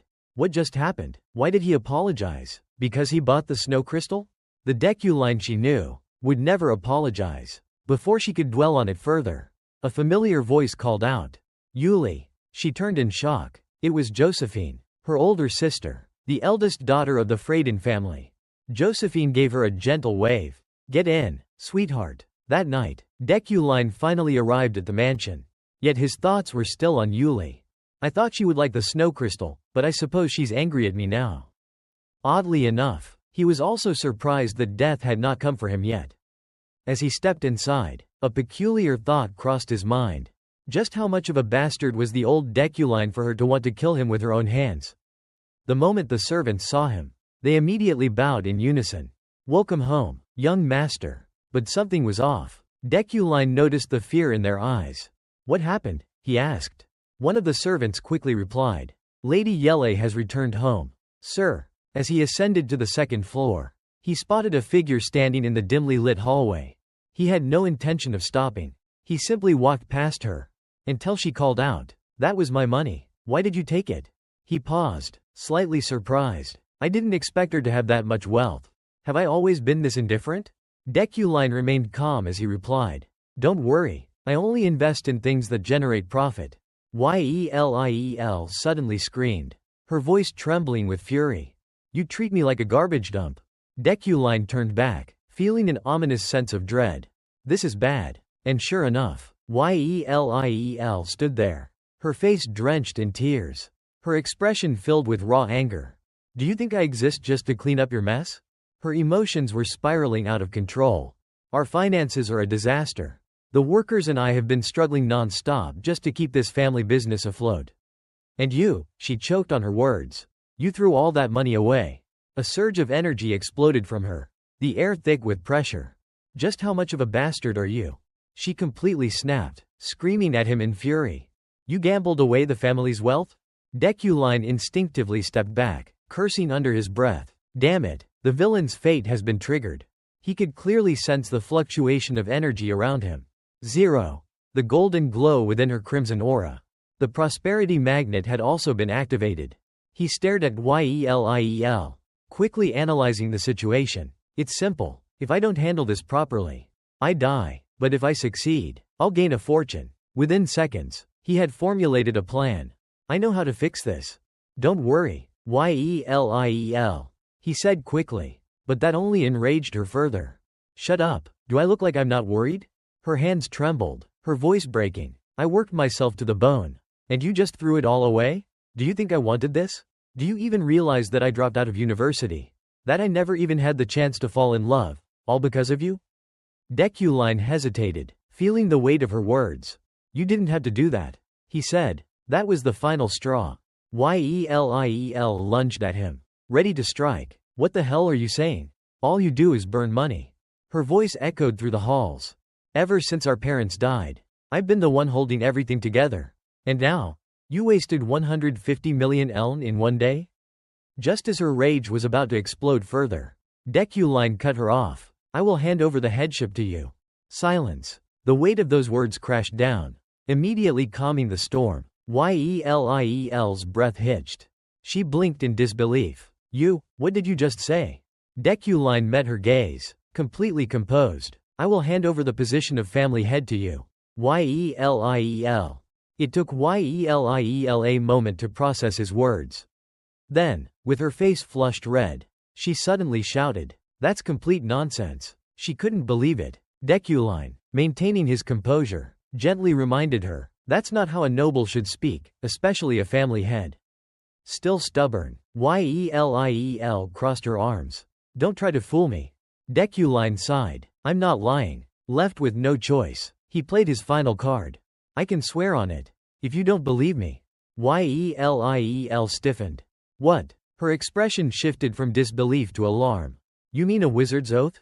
If you break it, you'll die. Are you being serious?" Deculine nodded, his confidence unwavering. Yeliel, still overwhelmed, struggled to understand. "This is ridiculous. Why would you do this?"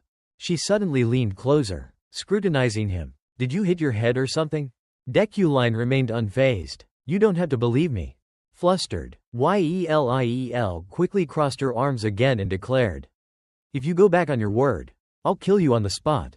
Deculine, unfazed, calmly asked, "So, are you planning to leave again?" She scoffed. "Of course I am. Someone wasted all of the family's money. I have to do something about it."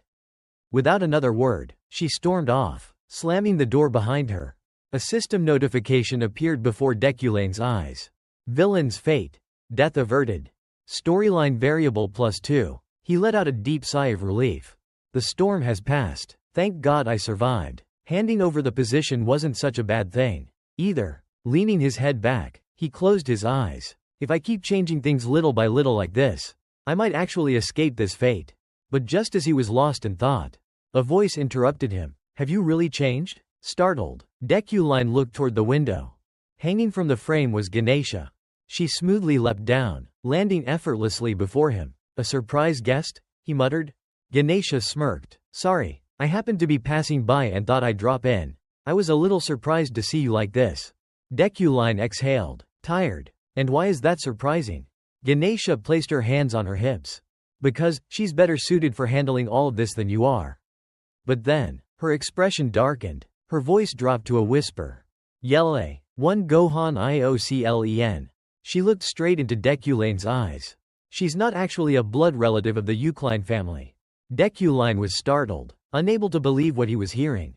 "I don't remember anything like that in the game," he thought. Ganesha remained calm. "Yele is not of the same bloodline as the Ioclan family."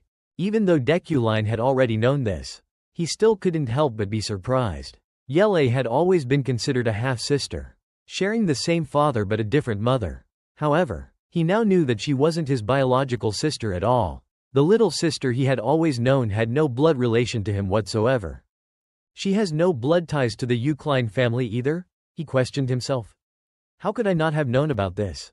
Ganesha, observing Deculine's expression, asked, "Is this really okay? You were the one who asked us to do this. Professor, you wanted to confirm whether you and your sister were related by blood or not. We already discussed this, didn't we?" Deculine remained silent, his face expressionless as he drowned in his thoughts. "So that's how it is." He gazed into the distance before murmuring, "Even so, Yele is still Yele." Ganesha folded her arms in surprise. "Wow, you've really surprised me today. I never expected you to say that." Deculine continued his inner monologue. "I'm just as surprised. I never imagined there would be such a backstory." As Ganesha turned toward the door, she glanced back and promised, "All right, I'll make sure to keep your sister's secret."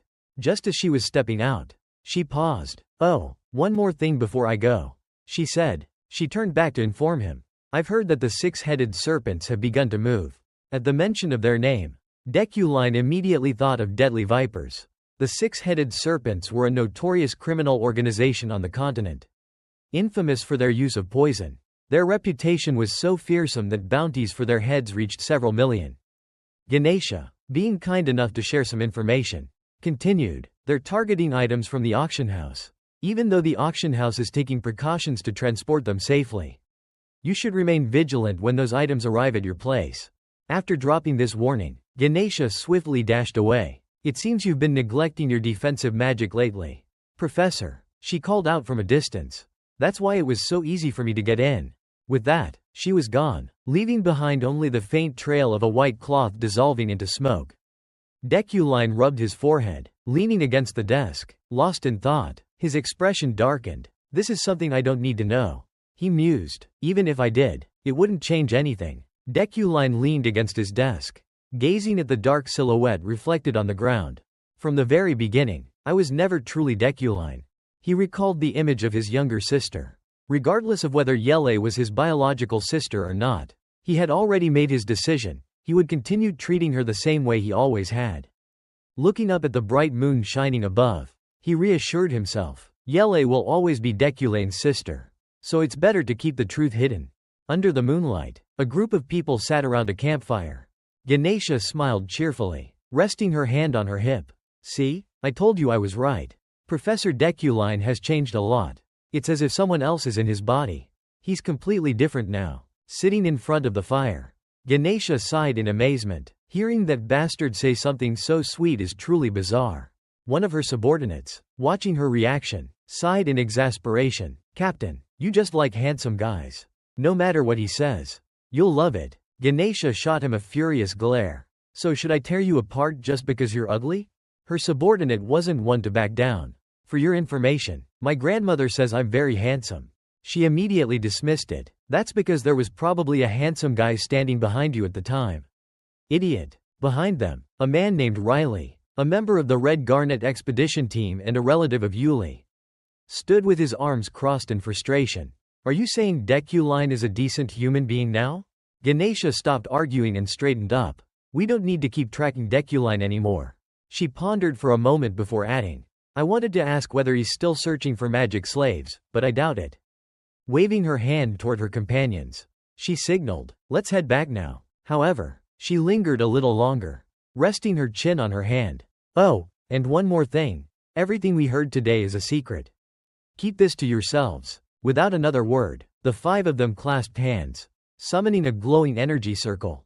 A brilliant light flared up, following its preordained path as they vanished into the night. The next morning, under a clear sky at the Magic Academy, Deculine stood with his arms crossed, studying the expense report with a serious expression. Level 1 System Store. Enhance Level 1 Magic Quality. The quality of your character's magic will be improved.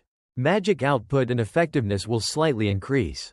Price: 10 won. Finally, I can use the System Store, he thought. However, he frowned slightly. But I still don't have enough money to buy what I need. The System Shop allows you to use storyline units to enhance your character.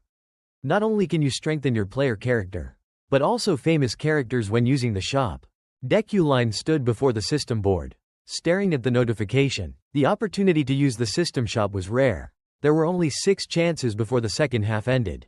The system explained Regulation G. The shop could only be used once per level. And each time he leveled up, the amount of money required would double. Deculine crossed his arms coldly. He couldn't afford to rush and waste this precious opportunity. He recalled the grueling training he had endured. Waiting for his moment, he had continuously trained his memory, honed his physical strength, and practiced controlling his energy by integrating it into his daily life. Yet, he still lacked combat strength compared to infamous criminals. Deep in thought, he realized that what he truly needed was to enhance his magic proficiency. Placing his hand on the desk, Deculine pondered. He had to quickly collect the 4 storyline units he needed. Just then, a knock on the door interrupted his thoughts, and he had to set this matter aside. Alien peeked inside. Professor, he greeted before walking toward the desk and politely handing over a stack of papers. Take a look. I just received this a moment ago. Deculine took the papers and examined them. I think you should be cautious. Alien warned. This was just published in today's issue of the Wizard's Gazette.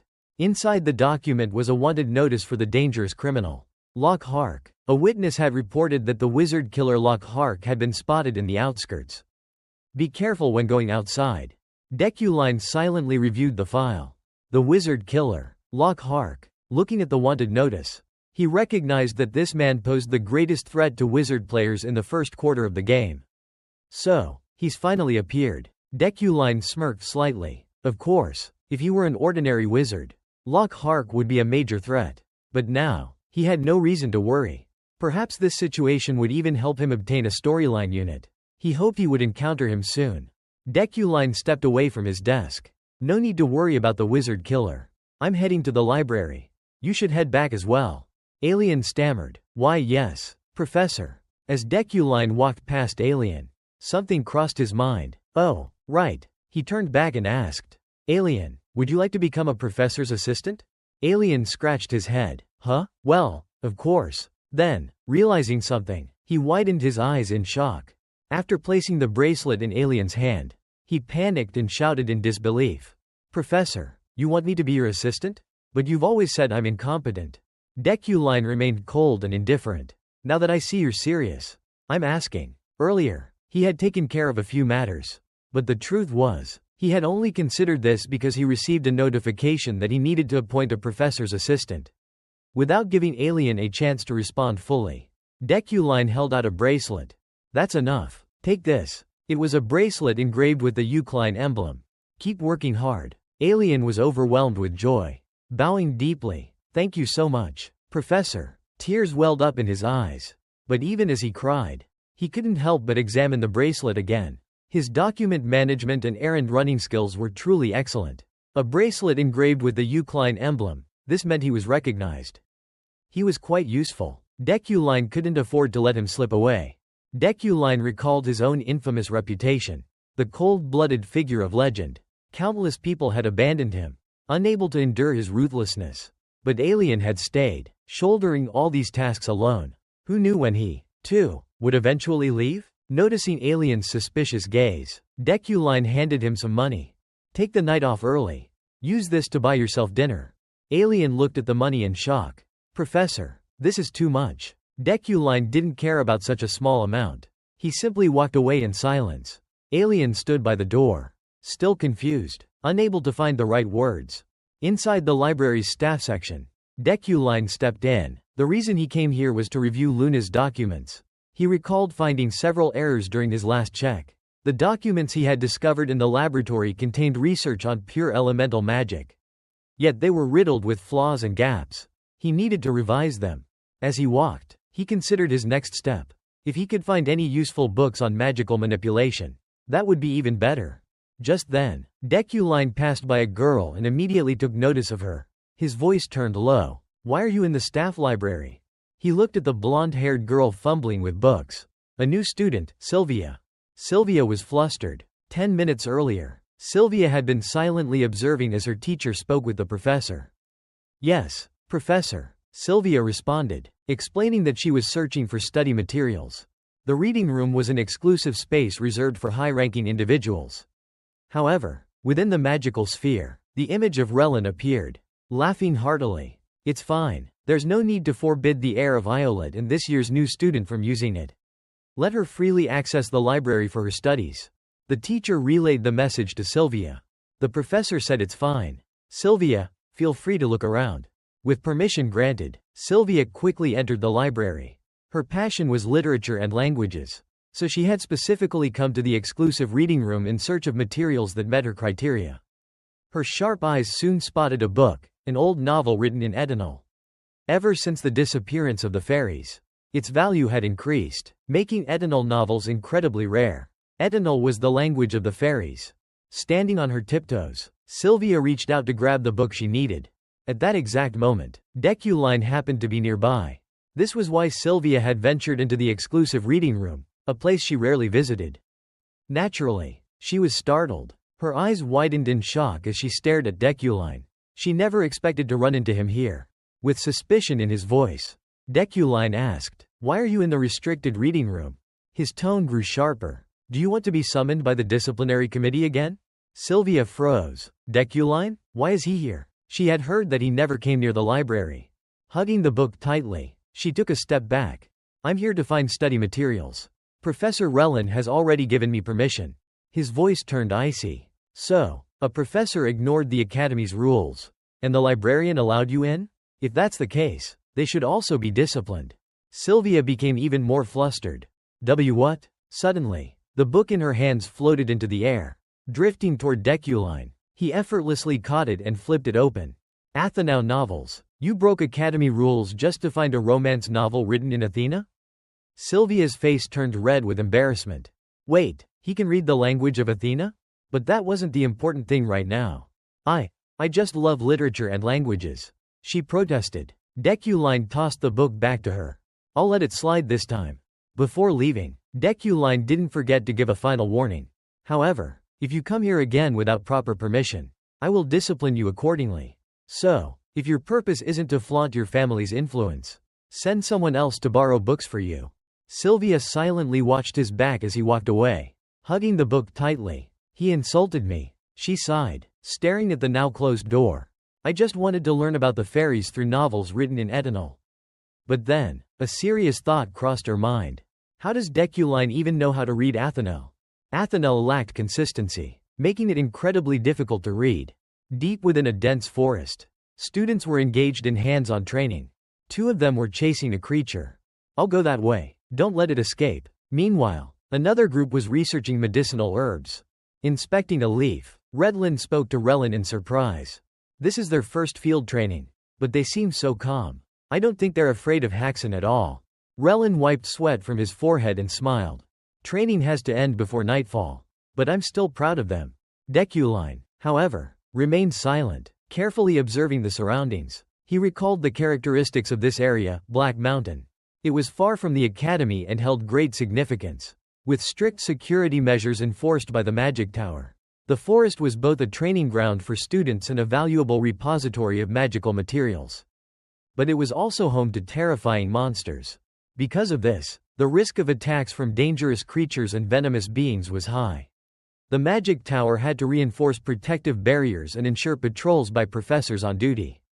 Relin scratched his head and turned to Deculine. By the way, Professor Deculine, the professor on duty for this week hasn't been assigned yet. We need to appoint someone. Who do you think would be suitable? Deculine answered flatly. I'll do it. Relin beamed and praised him.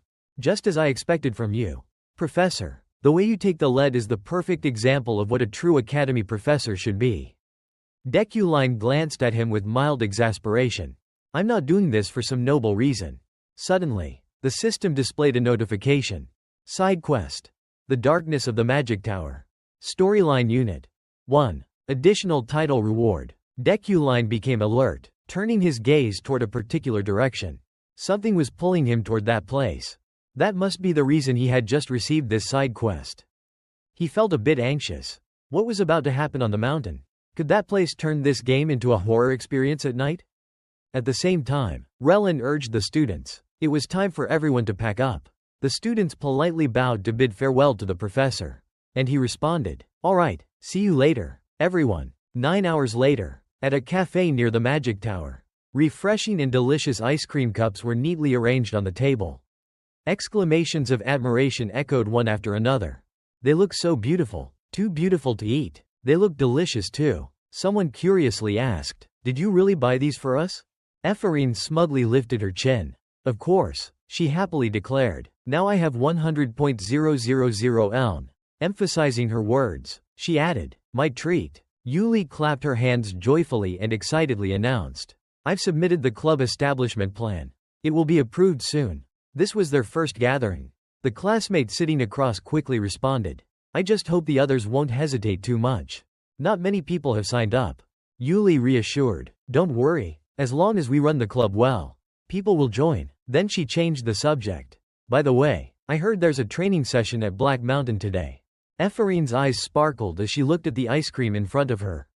That's right, 50 people volunteered, even though there have been many accidents there. Suddenly, a thunderous explosion shook the air, grabbing everyone's attention. The group panicked and rushed to find the source of the sound. Yuli shouted, Ephorine, did you hear that? Ephorine quickly asked back, you heard it too? Where did it come from? We need to check. They anxiously ran forward. Suddenly, a desperate scream rang out. Help me. Yuli urgently pointed ahead. Over there. But she quickly realized something was wrong. Wait. Frightened, Yuli raised her hand, trying to stop Ephorine. Something's not right. Ephorine, stop. Stop right now. Ephraim turned back in confusion. What did you just say? But before she could fully process the words, she found herself lost in a completely deserted place. Where is this? I was just on the street. The desperate plea for help echoed once again. Help me. Ephraim jolted, suddenly remembering, yes, someone was calling for help. She shouted back, where are you? I'm coming to help. A voice urgently responded, over here. Ephraim dashed toward the girl with disheveled hair in front of her. Are you okay? But then, she froze, her eyes widening in shock. Ephraim gasped in horror. The girl before her was covered in blood, screaming in agony. What the hell? Ephraim clenched her fists, channeling her magic. Someone was attacking, but just as she prepared to act, she suddenly stopped in her tracks. A calm, steady footstep entered her vision. Ephraim turned in surprise. Deculine? Frustrated, she confronted him. Professor, did you just attack that woman? How could you harm a civilian? Deculine coldly reminded her. Open your eyes and look again. That is not a human. Ephraim was stunned. What? Before them stood a ferocious demon. Ephraim stammered in fear. What is that? Deculine calmly explained. It seems you were caught in an illusion spell. A demon's doing. The next moment, Ephraim's body suddenly lifted off the ground. Deculine gave a firm command. Stay out of this and leave. Before she could protest, a powerful force flung Ephraim away with the wind. She screamed. What the? Meanwhile, Deculine stood unwavering before the demon. It's time for the hunt. He furrowed his brows, observing his opponent. The creature seethed with fury, having lost its prey. As it lunged at him, Deculine leapt forward. His attacks were so fast they were nearly invisible. But the demon did not retreat. It retaliated fiercely, charging straight at him. Deculine dodged with ease, his expression darkening. Analyzing its core on its forehead, he deduced, its attribute must be illusion. Thanks to his unwavering will, he had natural resistance against mental attacks. However, the demon's magic was ineffective against him. Excitement surged through Deculine. His blood boiled. His expression turned grave. The Deculine bloodline, it enrages me beyond measure. A status window appeared before him. Eucline attribute, unique rank. Description: a bloodline with unparalleled power in exterminating demons. When facing demons or in areas filled with demonic energy, you can purify the surrounding mana using their own energy and harness it. As you grow stronger, purified mana increases by 1 level. However, you will become increasingly aggressive and gradually lose control of yourself. He swiftly dodged the demon's claws. The hostility toward demons, an instinct ingrained in the blood of those who inherited the Eucline legacy. A family renowned for demon hunting since ancient times, was now burning inside Deculine. There was no way he would let the demon before him survive. His eyes turned more terrifying than ever. His rage was erupting. The demon lunged at him again. A crimson spray of blood splattered across the battlefield. A system notification appeared. Side quest: The Darkness of the Magic Tower. Storyline unit acquired. Bonus title: First Demon Slayer. Storyline unit unlocked. Bloodline of Eucline. Attribute unlocked. Eucline, Deculine. Deculine glanced at the fallen demon with disdain. A filthy creature. Even in death, you spew filth. This is your fate. He lifted his gaze toward the sky. The demon's presence marked the beginning of something greater. The full moon illuminated the forest, casting its glow over him. It was a sign, the start of this grueling game. A new day arrived. Warm sunlight shone over the academy. Ephraim slowly opened her eyes. She gasped and jolted upright. A nurse standing beside her immediately asked with concern, "You're awake, Luna?" Ephraim looked around in confusion. "What happened? I was in the forest." The nurse calmly confirmed. "Yes, it seems you don't remember everything clearly." She proceeded to explain. "Last night, a demon appeared in Black Mountain. You were caught in its dark magic and lost consciousness." The nurse continued, filling in the details. "After that, you were found and brought to the infirmary. Black Mountain has now been sealed off due to the demon's presence. And the Magic Tower is currently investigating the situation." She then mentioned the one who saved Ephraim. "Professor Deculine was the one who rescued you." Ephraim scowled and cursed. "Damn it, him again?" Then, suddenly remembering something, she frantically turned to the nurse. "What day is it today?" The nurse thought for a moment. "It's been 36 hours since you arrived here."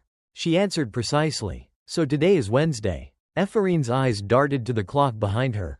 Her voice dropped. Wait, if today is Wednesday. Then, a second later, her panicked scream echoed through the room. I'm late. The students curiously looked toward the door. Ephraim rested her hands on her knees. Panting, I was this close to being late. Yuli cheerfully called out. Afi, over here. Ephraim spotted her and responded. Yuli. With a worried look, Yuli approached her. Are you okay, Ephraim? I visited the infirmary to check on you. But you were still unconscious. Ephraim reassured her. I'm fine now. Actually, I feel better than ever. Probably because I slept too much. She then noticed the strange items on the desks and asked. But, what are these? Was there an announcement about today's class that I missed? Yuli shrugged. I have no idea. They were already here when I arrived. Maybe there's some kind of special class today? At that moment, Deculine entered the classroom, accompanied by a stranger. Seeing the unfamiliar face, Ephraim couldn't help but wonder. Who is that? Standing at the podium, Deculine spoke in his usual commanding tone. Before we begin today's lesson, I have an announcement. This is Alian. He will be my teaching assistant. The classroom erupted into murmurs. What? I thought Professor Deculine preferred to teach alone. Yeah, I heard he's never had a teaching assistant before. To the students, Deculine was someone standing at the pinnacle of excellence. Not just anyone could stand beside him. To become a teaching assistant, one had to build an impressive academic record and be personally evaluated by a professor. There's no way Professor Deculine would allow that, right? Hearing their whispers, Ephraim was just as shocked. That makes sense. It was the same reason why her father had remained a research scholar. Even at 30, he hadn't been qualified to become a teaching assistant. She quickly turned her attention to Alian. Then why would Deculine bring in a mage I've never seen before? However, Deculine didn't waste any more time. He began the lesson immediately. Today's class will be based on practical experience. Try to solve this exercise within 3 hours. Alian took charge of distributing materials. Here's your clock, and this as well. Looking down at the bracelet on her wrist, Ephraim suddenly felt lost. Her father's legacy, this bracelet. She had always questioned herself whenever she looked at it. It had become a habit. Her mood grew somber as she wondered. To Professor Deculine? Who was my father? Why didn't he give my father a chance? And why is he doing something good now? All of a sudden? Clenching her teeth, Ephraim forced herself to focus. No distractions. I have to finish this assignment. I need to come up with a spell quickly. But her mind was in turmoil, flooded with countless thoughts. Suddenly, a voice broke through the silence, drawing everyone's attention. 25 minutes and 50 seconds. I'm done. The other students gasped in astonishment, craning their necks to see. What, not even 30 minutes? Someone calmly explained. Of course, it's Sylvia. Deculine carefully examined her work. Sylvia stood nervously, unable to meet his gaze. After a moment, he gave his verdict. Perfect. You may leave. Sylvia beamed with joy as she got up. Then, just as she turned to leave, her eyes flickered toward Ephraim, who was still struggling. Sylvia smirked smugly. Ephraim gritted her teeth, seething as she watched Sylvia walk away with ease. She cursed under her breath. Damn it, I have to finish this too. One by one, the students completed their assignments. Deculane's voice rang out repeatedly. Yuli, you may leave. Lihan, you may leave. More and more students finished their work. But Ephraim made no progress.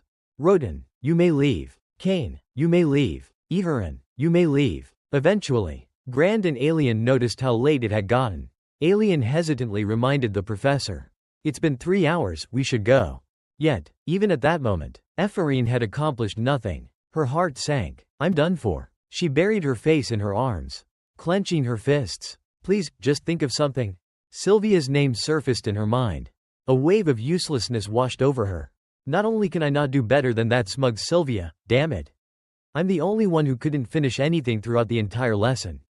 She drowned in self-reproach. Why am I like this? Am I really so stupid that I can't even complete something this simple?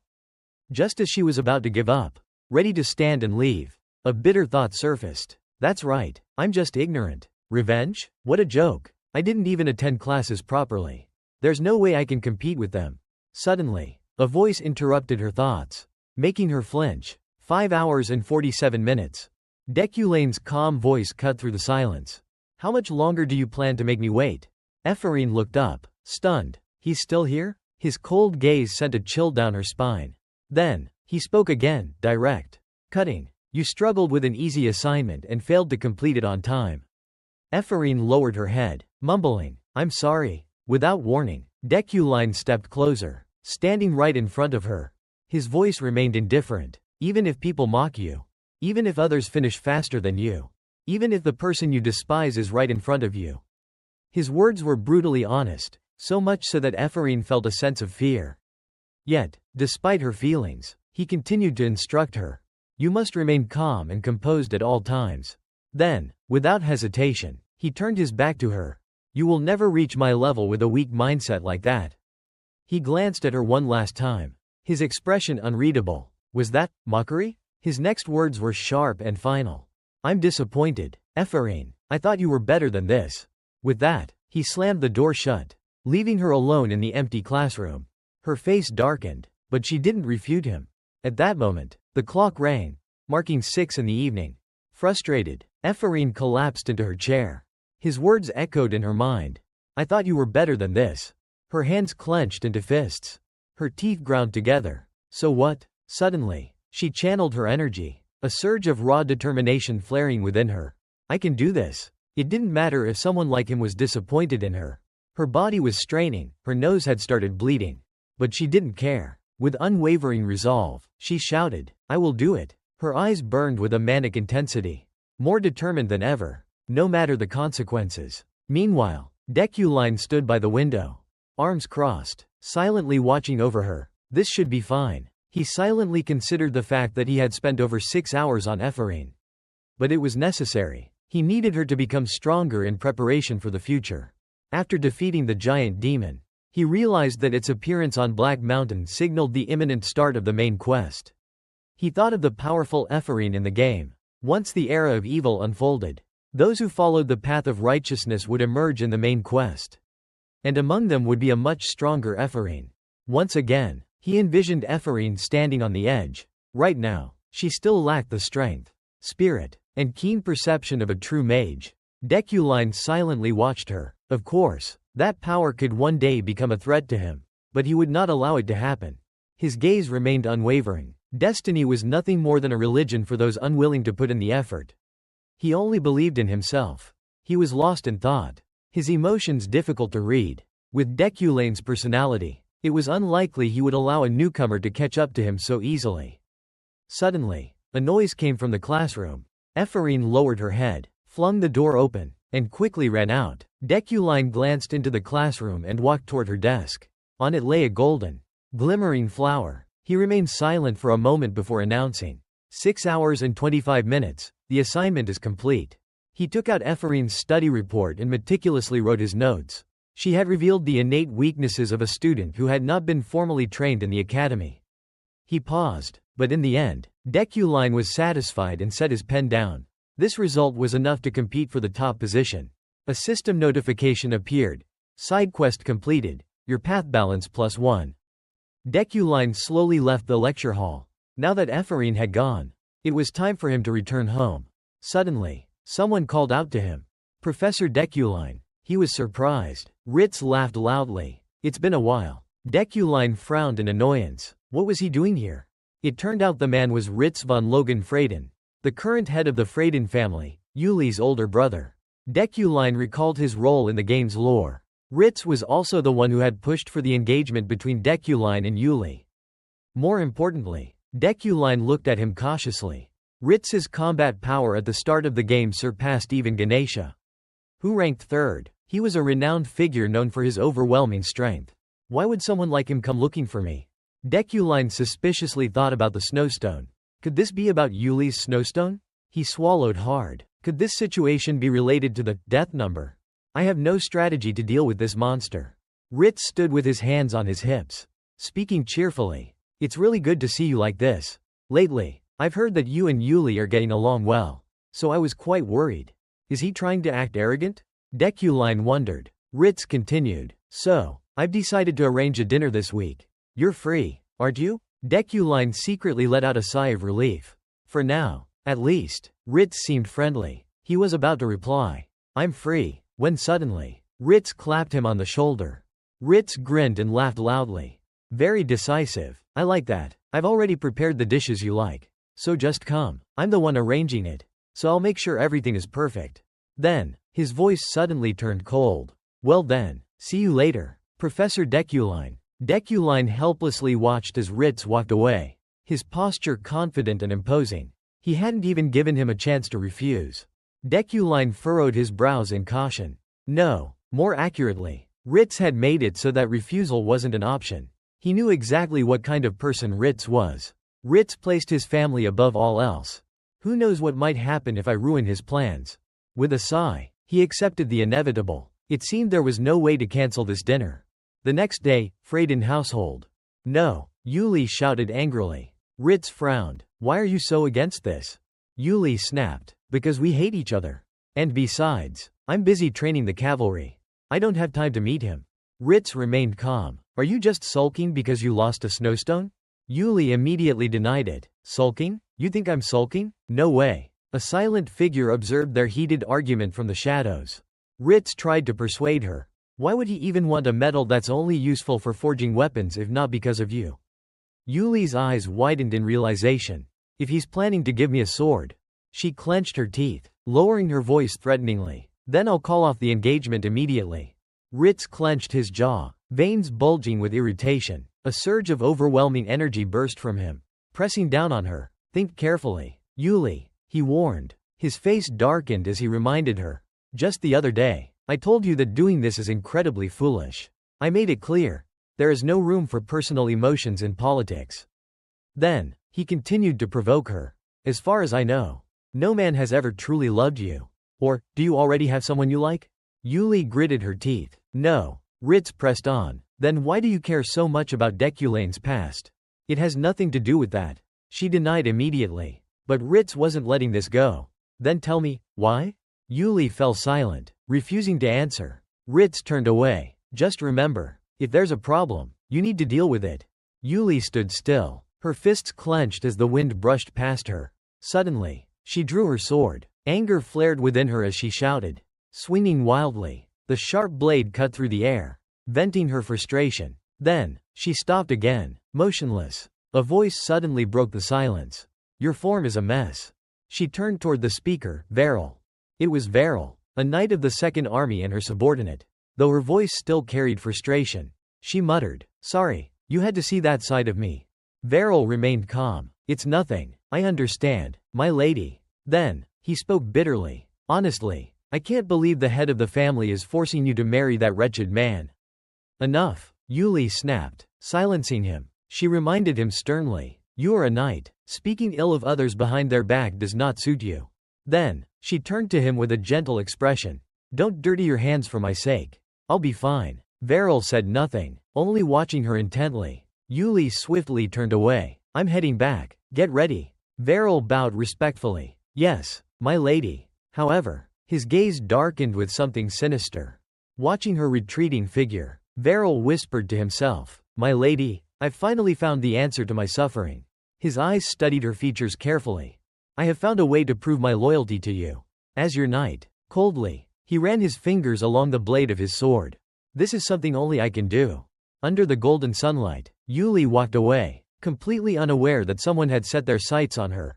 I will make you happy. My lady. At the Elder Council, a deep, solemn voice echoed through the chamber. They say a demon has appeared on Black Mountain. The voice continued, recounting. Initially, the mages had to use secret techniques to suppress its demonic nature. Now that the demon has reappeared, we must act immediately. At the head of the conference table, the elder sitting in the center clasped his hands together and issued an order. Send a letter to the 12 Grand Mages. A letter was swiftly prepared to ensure the matter would be dealt with as quickly as possible. Inside a grand mansion, with a tired sigh, he muttered, Finally, I've finished sorting through all the items I won at the auction. He double-checked his inventory. I can use Rufarine's ring. It'll help me recover mana faster. And the rune circle, it can store mana. As for the remaining items, I'll store them in the underground vault. Just as Ganesha suggested, there's no need to worry about theft. He placed his hands on his hips, feeling conflicted. However, there's still one issue. His gaze fell upon the massive snowstone before him. The most important item, and yet, I can't even use it. Deculine furrowed his brows in deep thought. I know I can't use the snowstone just yet. But no matter how much mental power I exert, it doesn't budge an inch. The gem gleamed with an intense, radiant light. Is it resisting my mana? He wondered. In the game, it was a highly valuable item. He had only ever admired it from afar, never actually figuring out how to use it. If I melt it down, would I be able to control it with my mental power? Suddenly, as if struck by realization, his eyes lit up. Wait, I think I found the answer. He recalled a story from the archives, about a sword that had been tamed through communication. Determination filled his gaze. Do I need to communicate with and understand this stone? He reached out his hand, hesitant yet resolute. If that's the case, Deculine placed his palm directly onto the snowstone. A sharp pain twisted his face as the blinding light from the stone engulfed his entire body. Once the process was complete, he slowly withdrew his hand. A system notification immediately appeared. Comprehension. 0.1%. Mana. 1.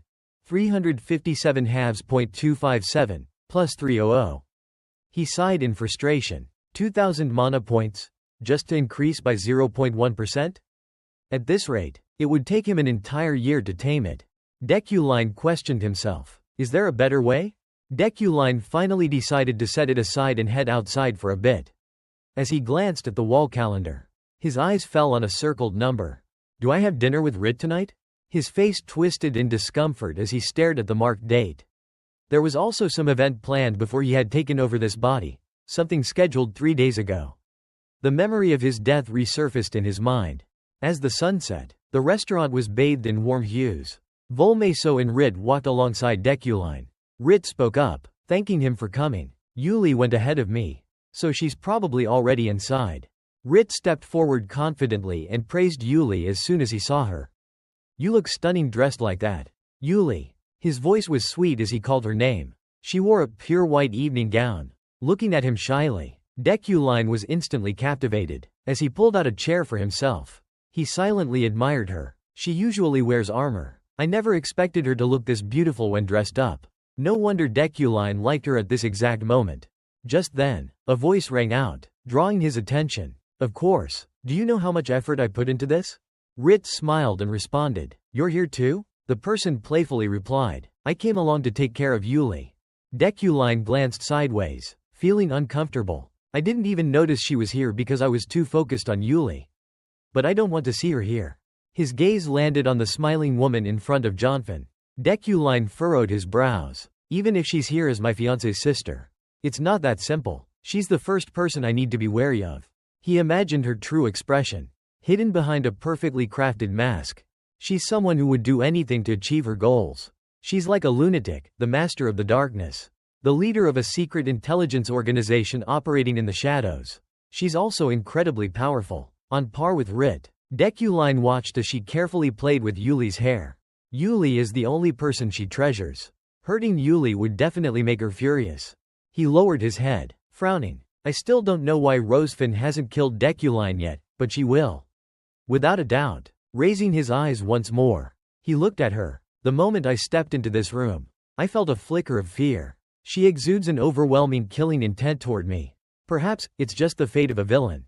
Deculine closed his eyes, struggling with his thoughts. He could clearly sense her killing intent, which meant that this unexpected turn of events would be extremely dangerous. In the end, he had to show his appreciation for Yuli to survive this ordeal. Just then, Rist interrupted his thoughts. Let's get straight to the point. Professor Deculine, when do you plan to hold the ceremony? It's been 3 years since the two of you got engaged, hasn't it? Hearing this, Yuli was startled and quickly sat up.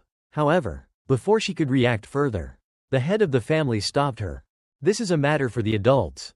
Deculine hesitated for a moment, but Rist urged him. Go ahead, speak freely. He glanced at Josephine, who rested her chin on her hand, smiling dangerously. In the end, he chose a safe response. I will let Yuli handle this matter. If she doesn't believe in this marriage, I am willing to give it up. Yuli sat there, gritting her teeth in anger. Rist, hearing this, turned to criticize him. Marriage is an important matter. How can you take it so lightly? Every word from him only fueled Yuli's resentment. Is it because the two of you have been apart for too long? Rist suggested. If that's the case, why don't you spend some time rekindling your feelings? Marriage isn't something you can just abandon so easily. The elders of the family wouldn't accept that either. At this moment, Yuli couldn't take it anymore. She raised her voice in frustration. Master of the house. She bowed her head, requesting, please, allow us to speak in private. Rist glanced at Dikuline and, seeing him nod, reluctantly agreed. Fine, let's go, Josephine. Rofi quickly complied, but before leaving, she peeked back inside with a bright smile. Enjoy your conversation, you too. Now, only Dikuline and Yuli remained in the room, facing each other. She was the first to break the silence. And this time, what do you plan to do? She asked, her eyes burning with anger. Meanwhile, outside, Rist and Josephine listened in leisurely. Josephine's expression was cold as she caught every word clearly. What do you want, Dikuline? Yuli's voice rang out. Yuli's voice was low and demanding. What exactly do you want? Dikuline glanced toward the door she was eavesdropping. He could sense it clearly. Beyond that door, Josephine was listening in. He knew it. She acted as if she had left. But he was certain she had only done so to conceal her listening device. There was no way she would actually leave. It felt as though an unseen eye was always watching them. However, this also presented an opportunity. Josephine didn't know that he had figured it out. Dikuline silently calculated, if he could truly make Yuli believe that he loved her, he might be able to avoid this deadly fate. He hesitated before speaking. Yuli, Josephine remained outside, silently absorbing every word. I will tell you the truth. Yuli clenched her teeth. The truth? Dikuline calmly explained. As you've seen, I can't annul the engagement as I wish. We can't change anything now. Things have already gone too far. Yuli tightened her grip into a fist. So this time, what dirty method will you use to torment me? She spat. Her voice laced with contempt. She then listed off his past misdeeds. Before we were engaged, you used your influence to force this marriage. You promised to compensate the elders of my family. Do you remember what you said to persuade me? Dikuline softly called her name. Yuli. But she exploded with rage. A fight is dangerous. That sentence alone seemed to push her to the edge. You forced me to abandon my pursuit of the Empire's will. You suggested that I take over the captaincy of the Hadokane squad, the force under the Ukline family's control. And when I refused, you spread countless rumors about me. Yuli's eyes welled up with anger and sorrow as she demanded. What are you trying to do? Dikuline? He looked at her, struggling for words. I know everything, he murmured. Dikuline understood his own actions all too well. He had tried to bind her with invisible chains. He had mistaken his obsession, his desperate need to keep her by his side for love. He had destroyed everything around her, leaving her no choice but to stay. Dikuline had done unforgivable things. He quietly watched Yuli, who trembled with resentment before him. And that was why more than anyone else he understood her hatred. I won't do that again, Dikuline affirmed. Yuli was quick to retort. I don't believe you, he continued, admitting his faults. I know I pushed you too far.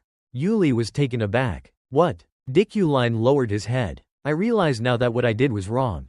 She stared at him, astonished. He went on. But I wasn't the only one. Your brother and sister also went too far. Yuli instinctively wanted to deny it. No, but he calmly cut her off. If that weren't the case, then they would have no reason to oppose the annulment of our engagement. She was stunned as he continued. Is it really just about the family's honor? Outside, Josephine also froze. She quietly sliced her meat, but her hands trembled slightly. Then, Dikuline spoke directly to Yuli's heart. Shouldn't you leave your family behind and pursue your dream of becoming a royal guardian? Yuli was dumbfounded. How do you? The royal guardians, knights who sever all ties with their families and serve only the emperor. His voice remained calm, devoid of emotion. Yuli, I am neither honest nor loyal. She frowned, confused. What are you saying? He spoke bluntly. I am the complete opposite of your ideal. I am not the right match for you. Yuli impatiently slammed her hand on the table. Get to the point. Dikuline remained composed. There is only one thing I can do for you. He was direct. I will maintain our engagement. But we will not marry. I truly want you to be free. But within this tangled web of interests, I cannot make that happen. Yuli was speechless. He carried himself like a gentleman as he continued. You can use my name to protect yourself for as long as you need, until you achieve your dream. I will wait and uphold our engagement. She was utterly bewildered. What are you planning? Why are you suddenly saying all of this? Dikuline's voice remained steady. I don't expect anything in return for telling you this. However, after a brief pause, he added, but if I could ask for one thing. Yuli felt a sudden sense of unease. Unexpectedly, his tone softened. I want to see your smile once a month. His face was sincere. That is all I want. Yuli froze. Her face instantly turned bright red. Her voice rang out in a loud, shocked cry. What? Even Josephine was dumbfounded. Rist glanced at her curiously. Dikuline let out a small sigh. To avoid his deadly fate, he had simply said what she wanted to hear. He stared at Yuli, but he truly didn't expect this. Seeing how flustered Yuli was after hearing his words, she stammered in confusion. Why would you suddenly want something like that? He couldn't help but praise how adorable she looked. Falling silent, he had to admit that he felt a bit helpless. Even Deculane's love for Yuli, seeing her shyly refute him. She questioned, are you trying to deceive me with such embarrassing words? Yet, he did not evade the truth. His heart already belonged to her. Yuli, blushing to the point of slipping up, hurriedly corrected herself. Either way, I don't believe it. I will never trust your plan. His amused smile only made her more flustered. Why are you laughing? I just said I won't believe it. Meanwhile, Jonathan, outwardly cheerful, secretly pondered, even if it's a little embarrassing. Are his feelings truly genuine? Yuli hesitated for a moment. If that was the case, should she observe a little longer? The atmosphere between Deculine and Yuli had changed noticeably. Just then, the system quickly appeared. The villain's fate has avoided a deadly variable. Reward acquired. Comedy plot points. 3 days later, a black car rumbled along the road. Deculine silently gazed out the window. Time had passed too quickly. He recalled the date circled in his calendar. The anniversary had arrived. Slowly, he stepped into the cemetery.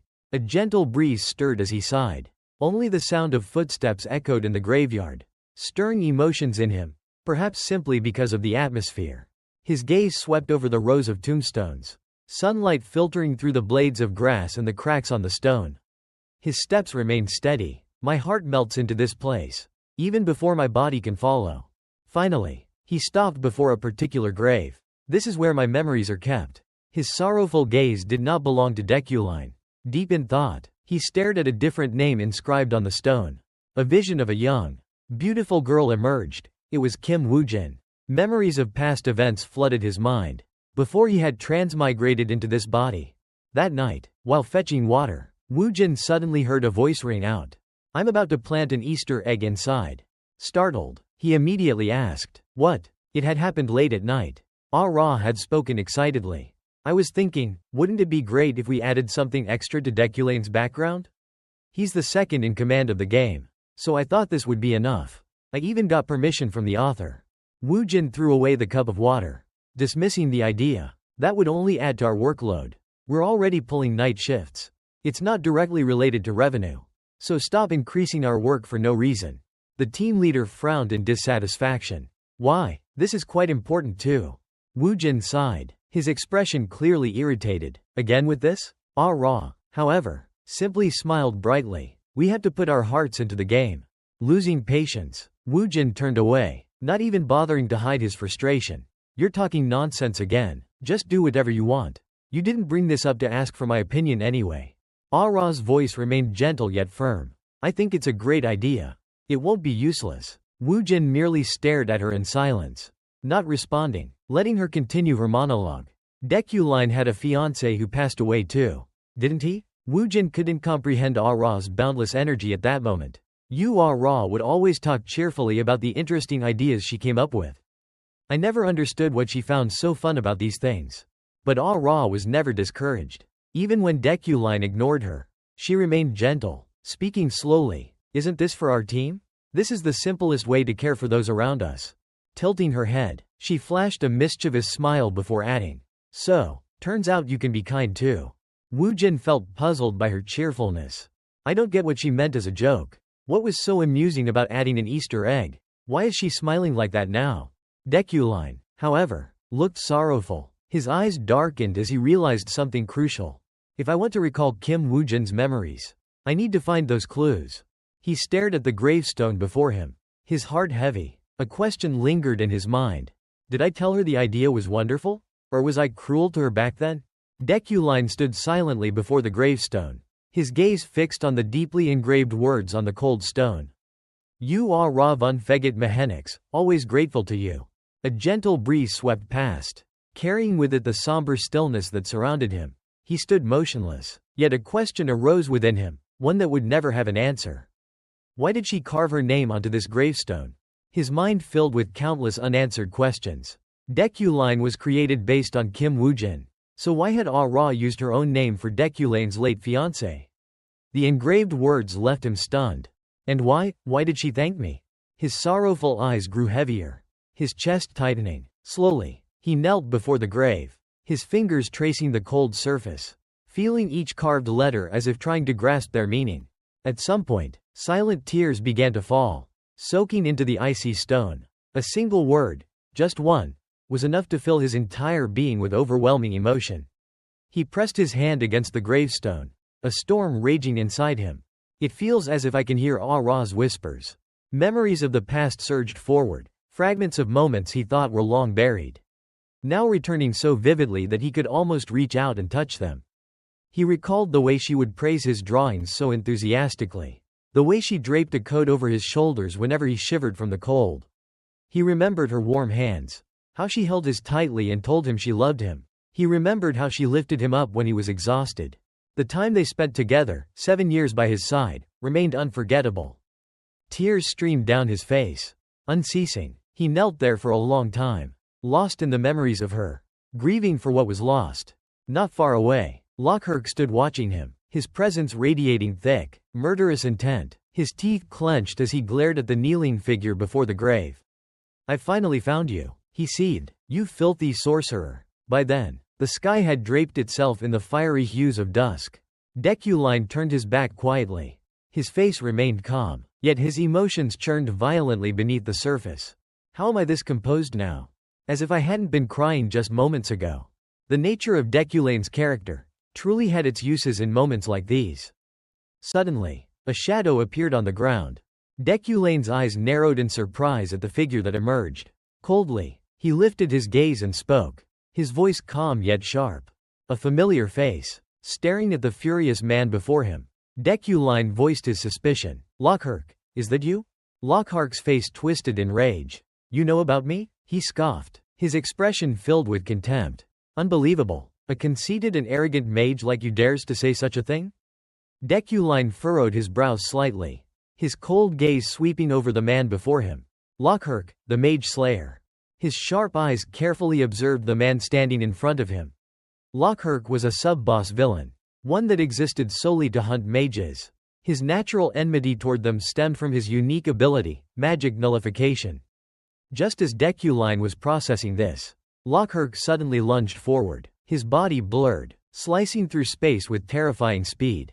However, just as Lockhart assumed that no magic could touch him, Deculain did not hesitate. With a swift motion, he swung his hand. In an instant, a surge of magic erupted.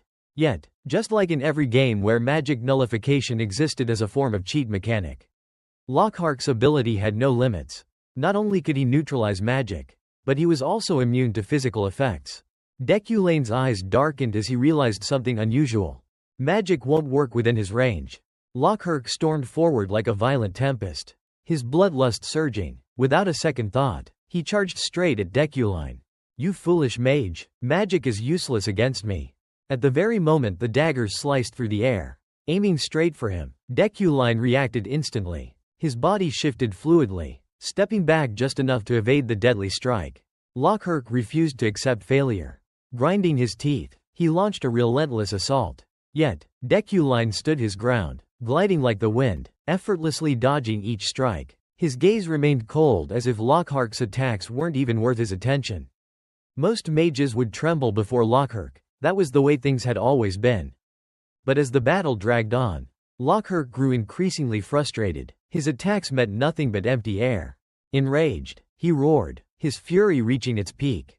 Die! The moment he brought his face closer, Deculain unexpectedly delivered a powerful punch, sending him crashing to the ground in pain. Deculain gazed at him coldly and said, "This means nothing to me." Unwilling to accept defeat, the man cursed, but Deculain, losing patience, merely frowned, no longer wanting to waste time dodging. He struck again, making the man scream in agony. Narrowing his eyes, Deculane's mind drifted back to a few days ago. He had managed to accumulate 10 won in his balance and used it to enhance his mana quality. Silently, he looked at the chair embedded in the rooftop and sighed. This does improve my mana control. I guess I'll have to readjust everything. I only meant to lift it slightly, he thought, looking down at his own hand. Deculine furrowed his brows. But now, I can exert much more force with the same amount of mana. Suddenly, a system notification echoed in his mind. Mana quality enhancement level 1 applied. You can now release more mana than before. Mana control has become easier. The newfound ease in controlling his mana boosted his confidence. It seems this enhancement has a broader range of effects than I thought. He mused. Well, for now, I should just go about my daily routine. As he casually grabbed the pull-up bar, his eyes widened in shock. Looking again, he saw that the bar had been crushed under his grip. What is this? He wondered in disbelief. Indeed, it was only a minor enhancement, but it significantly amplified one's strength. Back in reality, Lockhart had lost all his previous dignity. He lay sprawled on the ground. The surface beneath him shattered. His cold eyes scanned the scene before him when, suddenly, another notification appeared. The villain's fate surpasses death, uncertain. Balance +2. Deculine stood still, staring coldly. I knew it. Mana quality enhancement is also applied as an attribute. A sense of satisfaction filled him. With this overwhelming strength, he could have defeated Lockhart using just the Iron Body trait. But since that trait had now become even stronger, things had turned out easier than he had expected. Lockhart still had enough strength to curse loudly. Damn it, I should have erased that bastard mage. He trembled as he struggled to stand. His voice filled with hatred. That wretched mage, a heretic. You traitors who oppose Lord Visambreak and the Tower of Magic, you're all insane. You're nothing but an insect. Powerless without magic. Deculine observed the scene with an indifferent gaze, silently assessing the situation. An ability so formidable, it could almost be considered a cheat. He could sense the pure, seething anger directed at mages. The very expression of betrayal. He frowned slightly and spoke. Lockhart, you. Just as Lockhart was trying to stand, he suddenly froze at Deculane's words. The Crimson Blood Clan. Lockhart's eyes widened in shock. His voice was laced with disbelief. How do you know that name? The Crimson Blood Clan had earned their name because they were all born under a veil of blood. Their lineage was said to be passed down from demons of the ancient era. They hid their identities and lived scattered across the continent, standing in direct opposition to mages. Just as magic was created to resist demons, the conflict between the Mage Clan and the Crimson Blood Clan was one of the key foundations of this world. It was also one of the main storylines in the game. Deculine stood coldly, ignoring Lockhart as he trembled on the ground. Instead, he was lost in his own thoughts. So the Crimson Blood Clan is hunted down simply because of their ancestors. His expression hardened, a deep frown settling on his face. The purging, it's very likely happening somewhere at this very moment. Breaking the tense silence, Deculine suddenly spoke. Lockhart, I understand you. Lockhart's body stiffened, his eyes widened in shock.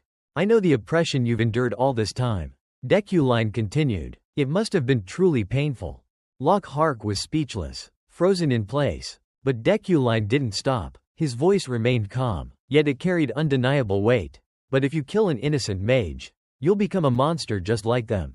Something inside Lockhart snapped. A surge of rage exploded in his chest, as though Deculane's words had struck the deepest part of his soul. Shut up, what do you even know? Stop talking and just kill me already. Deculine let out a quiet sigh. His gaze flickered with something unreadable, not pity, not contempt, but a rare, quiet understanding. His voice, deep and sincere, cut through the air. I know, because the Crimson Blood Clan is innocent, too. For a brief moment, something within Lockhart wavered. Though slightly surprised by Deculane's words, Lockhart quickly brushed off the feeling. He gritted his teeth, his eyes flashing with fury before he roared in defiance. What did you just say? You insignificant mage? With an air of nonchalance, Deculine responded, his voice steady. I am Deculine of House Eucline, a noble family that has never lost its dignity. Lockhart's voice rang out, carrying both confusion and rage. What are you trying to prove before you kill me? It's pointless. But Deculine remained unfazed. completely ignoring the fury burning in Lockhart's eyes. He spoke slowly, his words deliberate. The only time I have ever lost my dignity was when I faced a demon.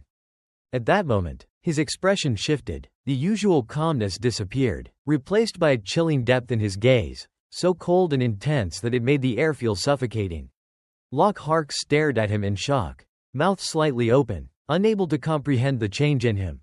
But Deculine paid no attention to the reaction. He continued his story, his voice steady. The Eucline bloodline has hunted demons since ancient times. We were born to fight them. We wait in madness, yearning for the moment we encounter them. It is an instinct we cannot suppress.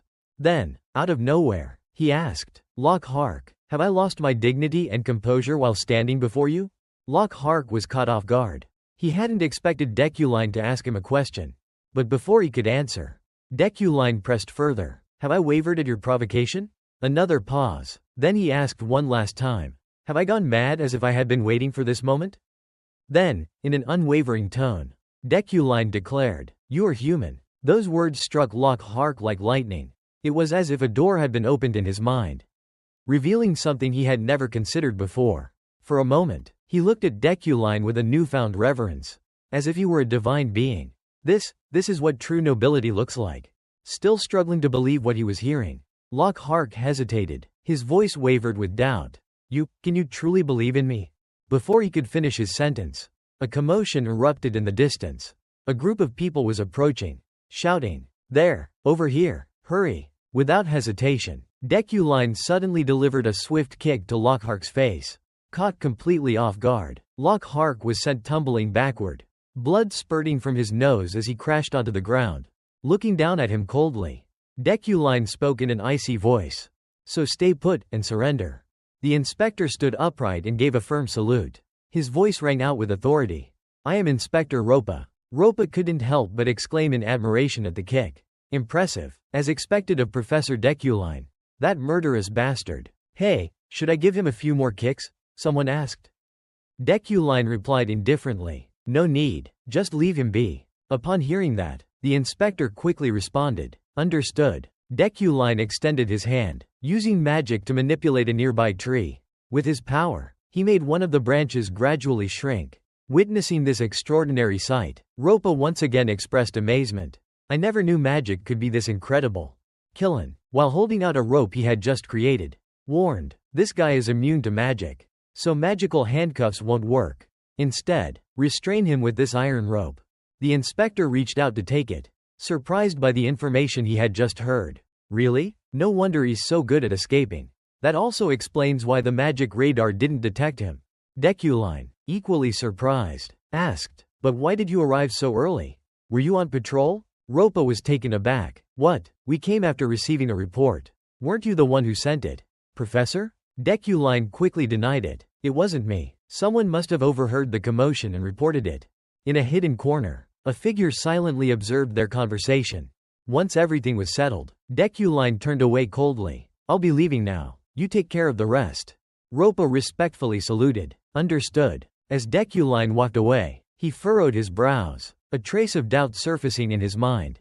At least I was able to resolve this without bloodshed, he thought. Suddenly, a strange sensation washed over him, making him pause for a moment.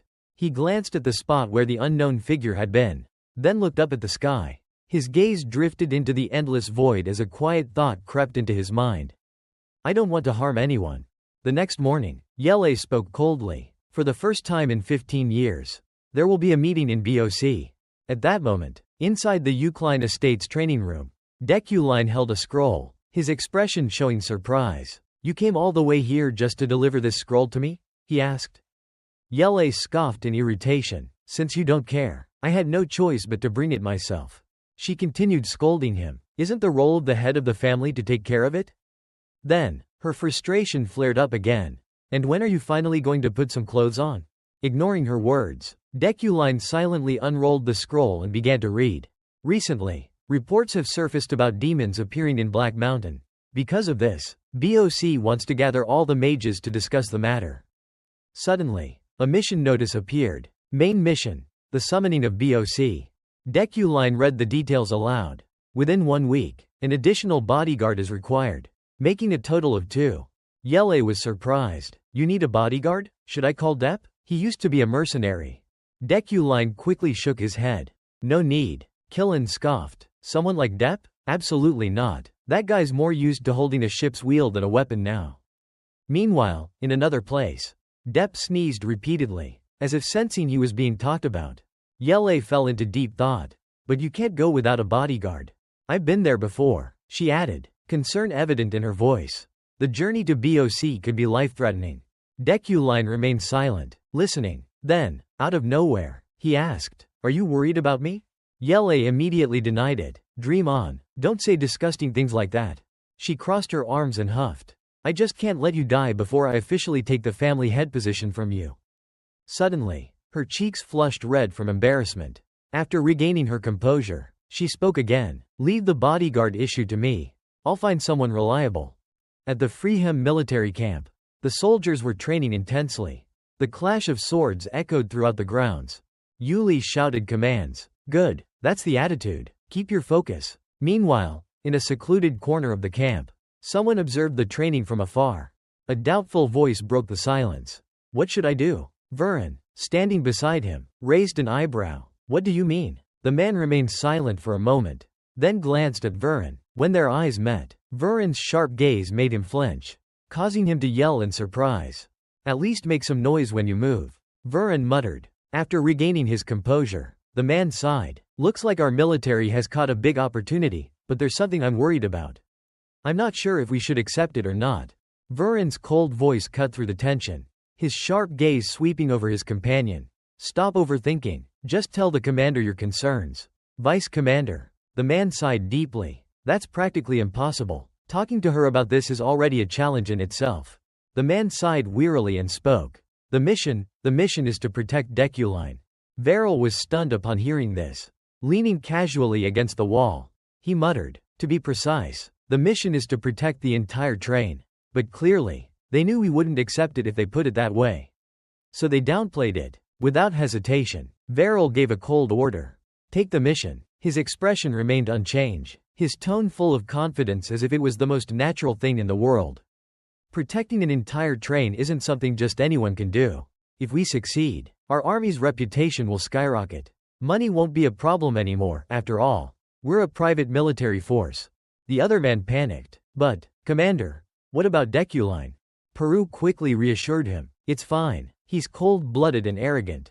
But our commander isn't the type to let personal feelings interfere with a mission.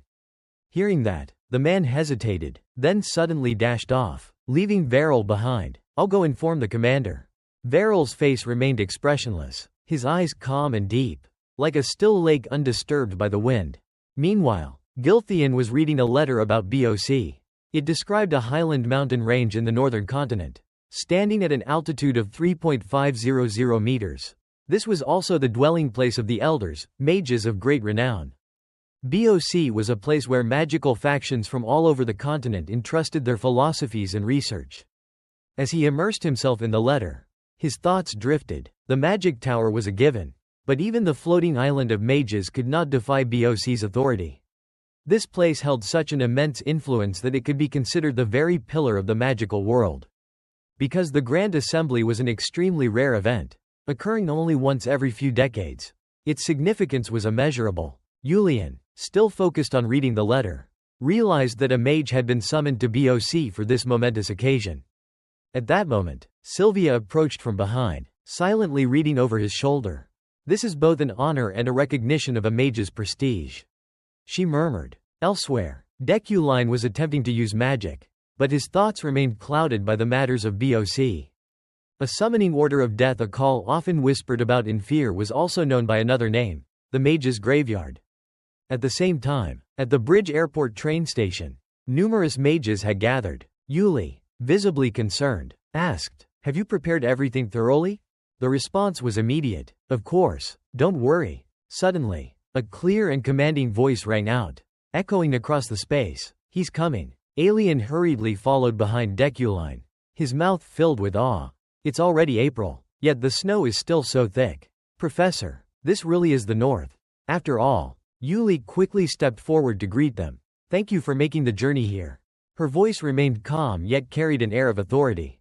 From this transit station onward, the Freeham Association will be responsible for guarding the first half of the train.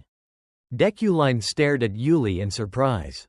Her face turned red with embarrassment, but she still pushed forward, determined to complete her duty. We will do our utmost to protect you and ensure you have a safe and comfortable journey. However, Deculine's expression was utterly unreadable. Yuli, recalling their past conversation, felt her face heat up even more. I hope you'll show me your smile, at least once a month.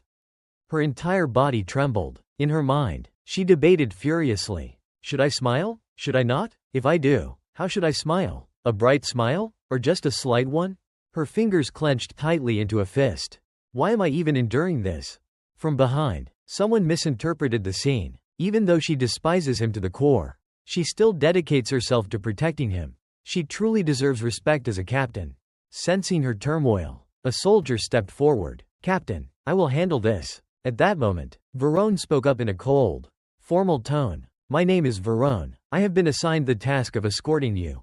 These two came here only to show their respect before entrusting this responsibility to me. Seeing how serious Verone was, someone chuckled to lighten the mood. This kid is quite skilled. He's recognized by our entire association, so there's no need to worry. Professor Deculine remained silent, his gaze fixed on Verone's sword. Carefully assessing him, his eyes grew sharper, cold and calculating. I should verify it myself, with my own keen sight. Verone stared at Deculine with hatred in his eyes. However, Deculine paid no attention, lost in his own thoughts. I can't sense any special energy from him. Am I just overthinking? Verone spoke coldly. Most mages travel with bodyguards, so each train compartment has one assigned. I'll be in charge of yours. Professor Deculine responded indifferently. I'll be relying on you. Then, Yuli suddenly cut in. All right, my work here is done. I wish you a safe journey. With that, she turned and walked away, leaving the three of them staring at each other. But just as suddenly, she turned back, this time with a smile. Her smile, however, was oddly strange. Seeing her stop, someone called out, Captain. Deculine also smiled, though only faintly. Deep down, he felt a sense of relief. So she kept her promise. A few hours later, they were seated on the train. Deculine glanced at Alien and spoke with concern. If you're tired, just sleep. We still have a few hours left. Alien, hearing that, quickly replied, yes, then I'll rest for a bit. As the train sped forward, Alien soon fell into a deep sleep. Deculine, however, remained deep in thought. A summoning order from BOC was also known as the Mage's Graveyard. There was a reason why BOC was considered both the pillar of the magical world and its greatest contradiction. It was because unexpected incidents always occurred whenever a grand assembly was convened. A train attack. This time, he had to choose the safest possible train. If not, surviving this event would be impossible. One of the key factors leading to Deculine's death was an intelligence game. A game of selecting the safest train among those heading to BOC. Deculine leaned against the seat, lost in thought. If I want the safest route, I could buy information on which trains will be attacked from underground sources. He rested his chin on his hand. If it were the original Deculine, he definitely would have done that. However, he was deeply concerned. But now, I can't. Ever since I entered Deculine's body, I cut off all connections with the underground world. Killen glanced at Alien, who was sleeping peacefully, and continued to calculate his options. That's why I've prepared other means to protect myself before coming here. For example, the reason he had used enlightenment to learn the legendary combat techniques of Astra. Looking at Alien, who was sound asleep, he chuckled inwardly. Just a while ago, he was so excited and loud, and now, he's sleeping like a baby. Deculine recalled a conversation he had with Alien a few days prior. Alien, would you like to go to BOC with me? As my assistant, of course. This trip will be extremely dangerous, so you can refuse if you want. Upon hearing this, Alien burst into tears. Thank you so much, Professor. For someone like me, being given this opportunity is such an honor. Seeing him cry, Deculine immediately warned, if your snot starts dripping, I won't take you with me. He was, after all, someone who despised filth. Back in the present, Deculine silently mused. I didn't expect him to agree so readily, even knowing how dangerous this journey is. He observed Alien, who was sleeping soundly. Does he have more ambition than I thought? The person under suspicion was now fast asleep. Just then, the train came to a halt with a loud sound. The passengers disembarked, leaving only Deculine, Elian, and Veril on board. Deculine leaned on his hand, lost in thought. Now, the only remaining stop is BOC. Nothing has happened so far. Could it be that I actually picked the right train? He felt confident. I made thorough preparations, yet it seems like all of it was unnecessary. His vest, trousers, and leather shoes, all custom made by George, had been enhanced by Linda's hands, significantly increasing their defensive capabilities. Before departing, Deculine had cast magic on his outfit, further reinforcing it. I even had Milda's hands enhance my attire, a masterpiece crafted by a renowned master, to boost my defenses. Suddenly, something caught his attention above. A status window appeared. Steel wood throwing dagger, performance enhanced by Linda's hands. He had also reinforced the train carriages using his magic. In addition, he had strengthened wooden and steel fragments hidden throughout the train's interior. Even Elian had been enchanted with protective spells. I even applied reinforcement magic to his clothing. Guardian cloak, durability significantly increased by Milda's hands. Then, a realization struck him. His expression darkened as he furrowed his brows. I've been using Milda's hands too much lately. My remaining mana is running dangerously low. Deculine sighed in frustration. Should I have saved it for something else? What a waste. The thought did not last long. Not preparing is still a form of preparation. But it would be best if nothing happened. With a weary sigh, she silently prayed, hoping that everything would continue peacefully. The train was speeding down the tracks when, suddenly, it exploded. The image of the train appeared everywhere, even inside the train itself. You're still not putting your book down? A few days before Deculine's departure, Yuli was sitting and talking with Juvia when he asked her, "Do they assign a lot of homework at the Magic Tower?" She replied indifferently, "There are a lot of assignments. But I've missed a few classes." He simply chuckled. "Even so, you'll become a grand mage in the future." Yet, she was more diligent than anyone. She told Gilthian, "If I can't even do this, how could I possibly become a grand mage?" However, deep inside, she thought, "Honestly, I'm not even worried about Ephraim. But I still want to hear more of Deculine's lectures." She asked him about their schedule. "Father, why are we leaving so early for the Grand Assembly in Bosque? We could have left in a few more days." He pondered for a while before responding. "Have you ever heard of the journey to Bosque being the graveyard of mages?" She answered, "I thought that was just a ghost story." He shook his head. "No, it's not." His words left her slightly surprised. Gilthian explained, "Every time there's a summons to Bosque, some mages always lose their lives. 15 years ago, 11 people died." With a serious expression, he continued, "Being summoned to Bosque has long been a mark of an esteemed family. If you're chosen among the 20 families and attend, your family's name will be engraved in history. However, he warned, those summoned but unable to attend the assembly will have their names permanently erased from the records. And there is one crucial rule: another family will take their place." Then he asked Juvia, "What do you think is the easiest way to bring those prestigious families down?" She stammered, I don't know." He nodded and responded, "Exactly." He continued explaining, "The journey to Bosque is like walking on thin ice.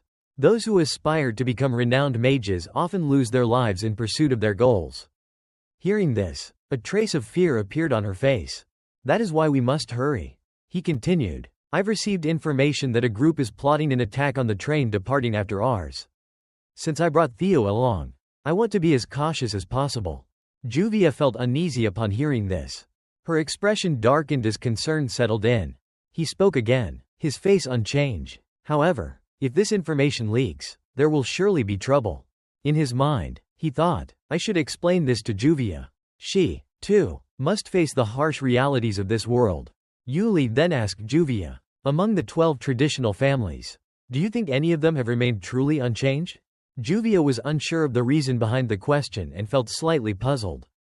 He patiently explained, "If punishment must be dealt, then all mages should bear it." His voice grew somber as he continued, "The deaths on the way to the Grand Assembly. Fundamentally, they are like natural deaths, deaths steeped in magic." Scene transitioned to the train. Inside, 2 men sat across from each other.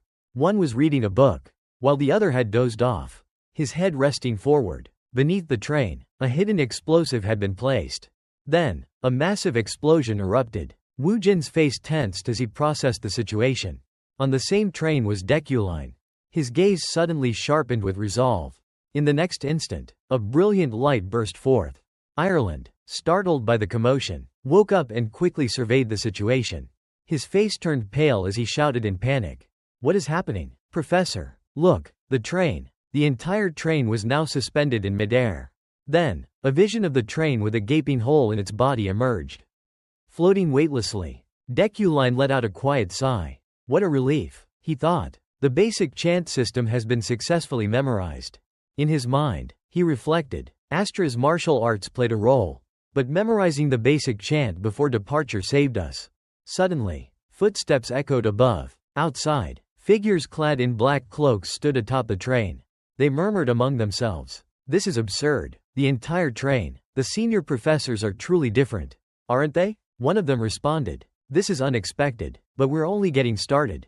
Everyone, stay focused. If we succeed, we will be handsomely rewarded. They swung down on ropes. Landing near the bomb-created hole close to Deculine.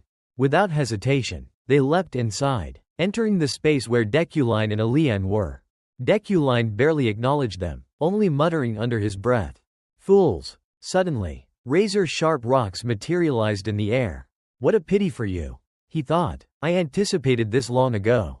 As he spoke, the sharp stones launched toward the cloaked figures. One of them, standing outside, froze in shock, completely bewildered by what was happening. Elian stammered, his face pale with fear. Professor, this is an attack. What the hell is going on? Before he could react further, a force struck the back of his neck. Get some rest, Elian, Deculine said calmly. With a swift strike, he knocked Elian unconscious. Turning around, he addressed someone standing behind him. Varel, isn't it? Take this kid somewhere safe. If there are any other passengers in the remaining compartments, evacuate them as well. Without another word, Varel lifted Elian and leapt through the hole, disappearing from the train. Meanwhile, Skillen stood above, his gaze fixed downward, his brows furrowed in thought. It feels too soft. With the heightened senses of a lion mane, I should be able to sense the difference. He murmured to himself, I'll deal with this first, then I'll think about it later. Recalling the events that had just unfolded, he spoke with a cold voice. You lot started this, so you should already know. His gaze sharpened. That your death's here? The cloaked men turned pale, their faces contorted in terror.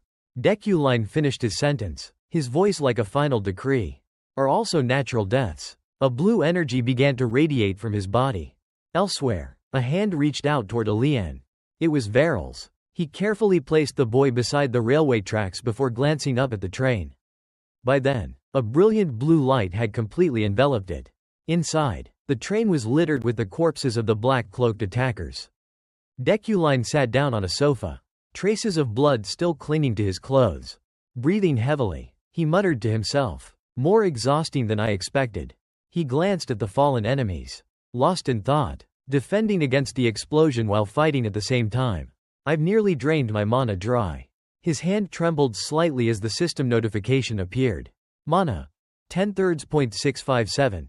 Varel suddenly rushed back into the train, his voice urgent as he reported.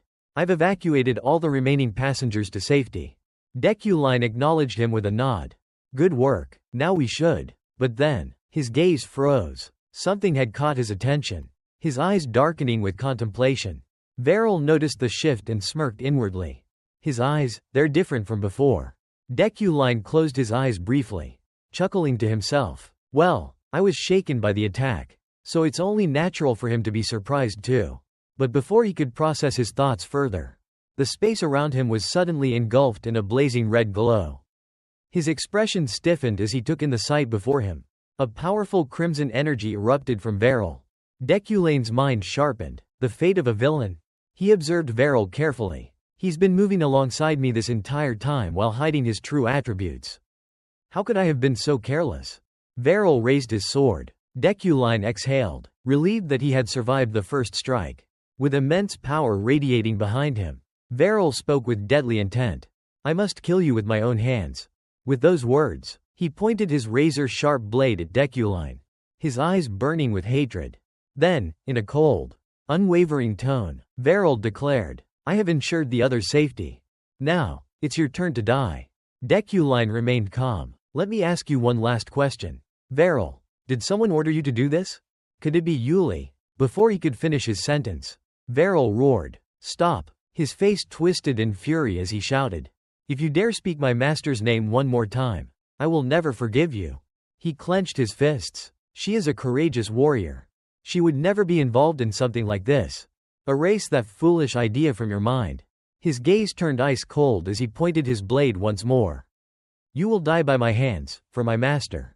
Deculine analyzed the situation. So this has nothing to do with Yuli. Judging by his reaction, he quickly assessed his options. This man is someone my entire team trusts. And I only have 10 mana left. Can I defeat someone considered incredibly talented, even by the standards of the Freeham Guild? In this state, Varel let out a battle cry and charged forward. Then my duty as a watchman ends here. Deculine struggled to dodge Viren's attacks, evading while thinking to himself, this is the only way. Suddenly, something happened outside, drawing Viren's attention. Deculine realized that the solution was to cancel the kinetic force. The train that had been floating moments ago had now lost its momentum and was plummeting into the abyss. The scene shifted to Yuli's room. She sat inside, letting out a tired sigh. Sirio entered, holding 2 snowman-shaped ice creams in his hands and asked, Would you like some, my lady? This is a specialty of eternal snow ice cream. Yuli replied, I'm fine, you can have more. Sirio, I'm tired of them, I've eaten so many already. Sirio cheerfully exclaimed, Aha! Just then, a voice came from outside. Is everyone here? Sirio called back, Excuse me, but who are you? He began guessing the identity of the person outside. Other than Eucline and Rai Wind, everyone was accounted for. Turning to Yuli, he asked, Are you waiting for someone, my lady? Yuli simply sighed and responded with a single word. No. Hearing no further reply, Sirio observed the situation for a moment before excusing himself. Then I shall take my leave. If you need anything, just call me. Yuli nodded. All right. She softly murmured Deculine's name as she gazed at the bright sky. Lost in thought, I didn't intend to witness that. She then walked to a spot where a bouquet of white flowers had been placed, a grave. The tombstone bore the inscription, Sylvia Yosipin Iliadi, the proud wife of the mage Rydian and the beloved mother of Yuli.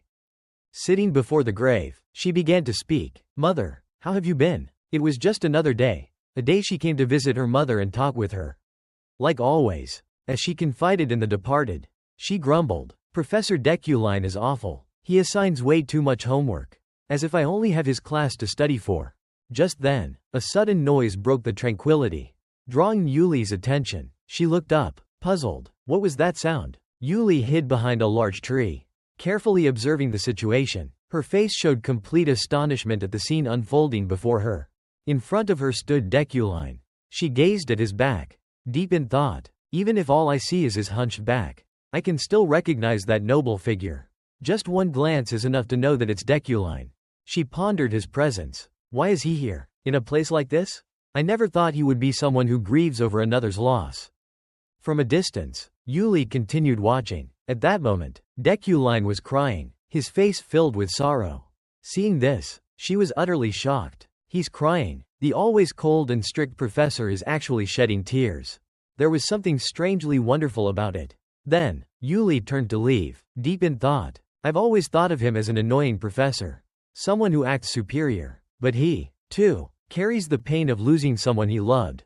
The image of his tears rolling down his face lingered in her mind. Those tears, they're like shooting stars, drifting endlessly through my thoughts. She placed a hand over her chest. Lost in contemplation, a memory surfaced. Someone had once told her, I received news that a group is planning an attack on the incoming train. She also recalled her father's words, and they weighed heavily on her mind. Such troublesome matters. Yuli's thoughts shifted to something else. After Deculine's lecture that day, there was something I wanted to try. She examined the mana stone in her hand. If I use this mana stone, maybe I can make it happen. Among the 3 fundamental attributes of original magic, everything was created using spells, their origins, and transformations. Yuli's magic was a fusion of these 3 core attributes. At first, she used the mana stone as a medium, shaping it into whatever form she desired. The stone began to glow. Then her entire body emitted a spectrum of colors. Yuli whispered to herself, I did it, elementary colors. In her hand, a tiny, radiant yellow bird appeared. She looked at it fondly and gave it a name. From now on, your name will be Swit. The small bird chirped as it nestled gently against her, and she leaned in, resting her forehead against its tiny form. Yuli watched the small bird for a moment before tossing it into the air. Fly, go and show me what you see. The scene shifted to a memory aboard the collapsing train. Deculine was inside, his body covered in wounds. He struggled to stand, bracing himself against the shaking floor. Fortunately, the train had managed to cling onto the edge of the cliff instead of plunging into the abyss. The entire train was hanging precariously, mere moments away from complete disaster. I think I've broken a few bones, Deculine thought to himself, but I'll recover soon, thanks to my iron will. Just then, a red surge of power surrounded him, making him momentarily uneasy. Varel lunged at him, delivering a devastating blow. Deculine was sent flying by the force of the attack. Too fast. Despite his injuries, he gathered what little strength he had left to counterattack. A burst of blue energy shot toward Varel. Varel instinctively analyzed the energy. Is this protective aura? He was momentarily surprised. You really are tough, aren't you? With that thought, he continued his relentless assault. Both fighters wore tense expressions, fully locked in battle. Deculine, too, acknowledged Varel's strength. He's powerful. He stared at his opponent, who was charging toward him with a sharp, focused gaze. Even if I were at my peak, I wouldn't be able to defeat him. Just as this thought crossed his mind, another vicious attack struck him. Then, a system message echoed in his mind. Open black lens bracket unyielding will, rare close black lens bracket. Even if one's body is broken, they will never submit. This ability activates in battle, maintaining a warrior's resolve until the fight ends. Mental interference magic has little to no effect. Deculine would never fall in a situation like this. He looked up at Varel, who was preparing a finishing blow. With a single strike, Varel shattered Deculine's magical defense into 4 pieces. His face was filled with rage that demanded Deculine's destruction. Deculine was pushed to his limit, mind racing for a way out. Sweat dripped from his face as he fought against the mounting pressure. Varel unleashed a powerful attack, his sword glowing with lethal energy. Deculine muttered under his breath, his expression as cold as ice. Damn it! Varel charged again, blade poised to strike. In that life or death moment, 1,000 questions raced through Deculine's mind. If this sword cuts me down, will the game end? Will I simply wake up in my office as if nothing ever happened? And if not, then what? Suddenly, blood splattered across the space inside the suspended train, though it was unclear whose it was. At the same time, Yuli's golden bird hovered in the air above the train, still precariously hanging off the cliffside. Varel lunged at Deculine with lightning speed. Deculine saw the sharp tip of the sword inches from him and smirked. So, this is how it ends. But then, something shifted. Deculine flinched as he became acutely aware of his surroundings. What? The space is fluctuating. In an instant, a thin red line appeared across Varel's wrist. A split second later, his hand was severed. Blood sprayed through the air as Varel let out a gut-wrenching scream. Deculine seized the opportunity. I don't know what just happened, but this is my chance. Using the last reserves of his mana, his last 1/3.600 th of a century's worth, he conjured a sharp crystal and slashed at Varel's leg. Varel staggered, losing his balance. He tumbled backward, falling toward the abyss. At the last moment, he managed to draw a small sword and stabbed it into the metal frame of the train, halting his descent just in time. His hand trembled as he clung desperately to the sword's hilt. Then, a foot stepped forward, stopping just in front of his fingers. Deculine stood above him, looking down with a cold, unreadable gaze. Varel, struggling and filled with rage, glared up at him. What did you just do? Deculine responded honestly. I don't know. Then, his voice turned calm yet inquisitive. More importantly, why are you trying to kill me? I don't recall anything happening between us. Varel's voice was laced with venom. What? His fury intensified. I remember clearly the crimes you committed against my master. Deculine, unfazed, continued his questioning. Are you truly saying this is for Yuli's sake? His expression grew serious. Even though Yuli never asked you to do this? To you, what is Yuli that you would go this far? Varel let out a derisive laugh, filled with scorn. You'll never understand. Deculine. His mind drifted back to that fateful day. A noblewoman and her child stood before Yuli, their faces filled with gratitude. Thank you so much. If not for you, things would have been disastrous. Yuli, ever humble, simply bowed. I was only fulfilling my duty as a knight. Back then, Villan was just a young boy, naive and powerless. He struggled against his captors, thrashing wildly. Let me go. I didn't do anything wrong. That guy started it. A noblewoman pointed a sharp, accusatory finger at him, her voice dripping with contempt. Do you have any idea how prestigious my family is? You must have done something wrong. Behind her, a boy, her son, grinned smugly, hiding behind his mother's skirts. That's right. Villan's rage exploded. You wanna die? The noblewoman recoiled in disgust. You still haven't learned your lesson, have you? Villan gritted his teeth. Yuli, standing silently in the background, observed everything. The noblewoman, arrogance thick in her voice, declared, I'm handing you over to the authorities. Let's see what happens to you now. You'd better beg for forgiveness. Her voice turned shrill. You hit my son, so I'll have you charged with assault and trespassing. Before she could continue, Yuli spoke up, interrupting her. Wait a moment, madam. The noblewoman turned to her with an irritated look. Yuli calmly asked, You said the boy trespassed? Her voice echoed through the grand estate. That's right. His personality is as filthy as his lowly status. Yuli remained silent, her gaze shifting toward Villan. A thin, undernourished child. He had scaled those towering walls. How frail he looked. She turned back to the noblewoman and spoke with resolve. Madam, I will personally take this boy to the authorities. You should rest here instead. The woman was immediately pleased. That works perfectly for me. And so, Yuli took Villan away. The boy continued to protest, still trying to justify himself. Let me go. I told you. Let me go. I was only defending myself. I didn't do anything to deserve being sent to the police. But Yuli remained silent the entire time. And eventually, he stopped talking. Then, without warning, she spoke in a steady voice. The Frisha family is known for their actions.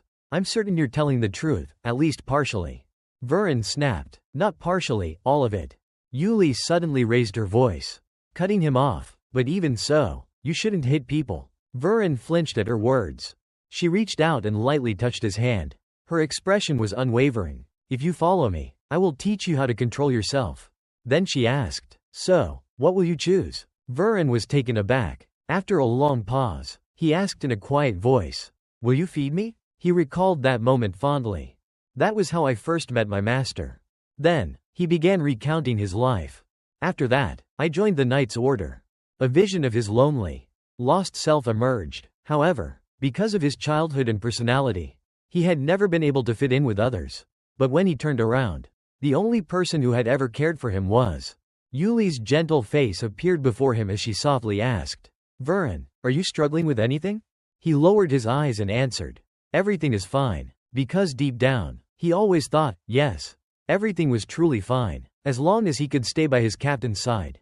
He recalled her strong and resolute figure in battle. My master is always ahead of me. He remembered the moments when she smiled warmly at the common people. How she always helped others. He could never forget the time she brushed away a bag of dirty money with a swift motion, refusing to compromise with injustice. From the very beginning, he had silently followed her. My respect and admiration for her only grew stronger. Placing a hand on his chest, he whispered to himself, and so did my love for her. Now, standing before Deculine, he admitted honestly, I know my feelings are only a burden to her. His expression darkened slightly, as if there was a deep pain hidden within. I know, my feelings weigh her down. Gritting his teeth, he spoke with firm resolve. However, I must kill you. One day, you will bring destruction to my master. Deculine remained silent. He was right. Everything terrible in this game was nothing more than a butterfly effect stemming from Deculine's past actions. But suddenly, Deculine's voice deepened. However, you're wrong. He had always known in his mind that he was Kim Woojin. I will change what Deculine has done. I will make sure that Deculine's fate is not one of destruction. Villan stared in shock at the hand extended toward him.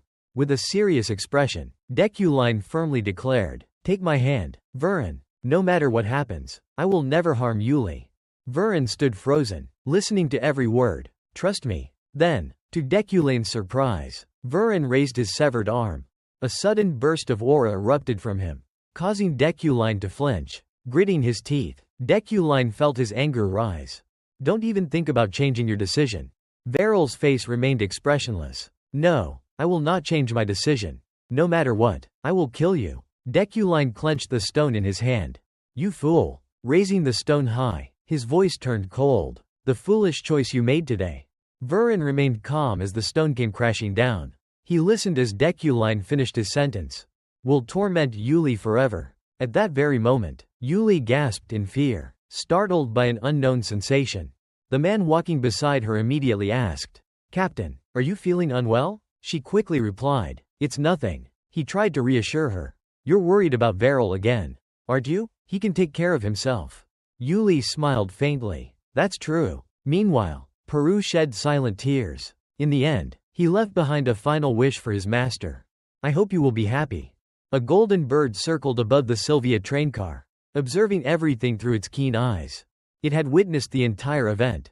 Deculine had killed his own bodyguard. The man had fallen off the cliff. But in an instant, Sylvia corrected herself. No. To be precise, the knight had attempted to kill Deculine first. And in self-defense, Deculine had killed him. At that moment, a servant approached, interrupting Sylvia's train of thought. There you are, Lady Sylvia. Let's go back. The conference is about to begin. Sylvia quickly responded. All right. Yet, as she turned, she cast a worried glance into the distance. Would Deculine arrive on time? Elsewhere, a group of people stood at the wreckage on the railway.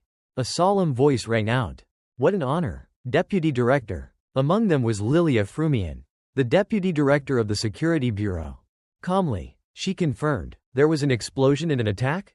The train conductor quickly explained. Yes, however, incidents like this are common whenever the conference approaches. So it's not a major issue. Lilia flipped through her records. Nodding. I see. Any casualties? The conductor immediately reported. Yes, while no one has been injured. He hesitated before adding. 2 people are currently missing, a bodyguard named Peru and Professor Deculine. The conductor then pointed toward a man lying unconscious nearby. You can get more details from that survivor over there. Lilia frowned. Who is that? The conductor shook his head. I don't know. I think he hasn't woken up yet, probably still in shock from the incident. Lilia began questioning the passengers.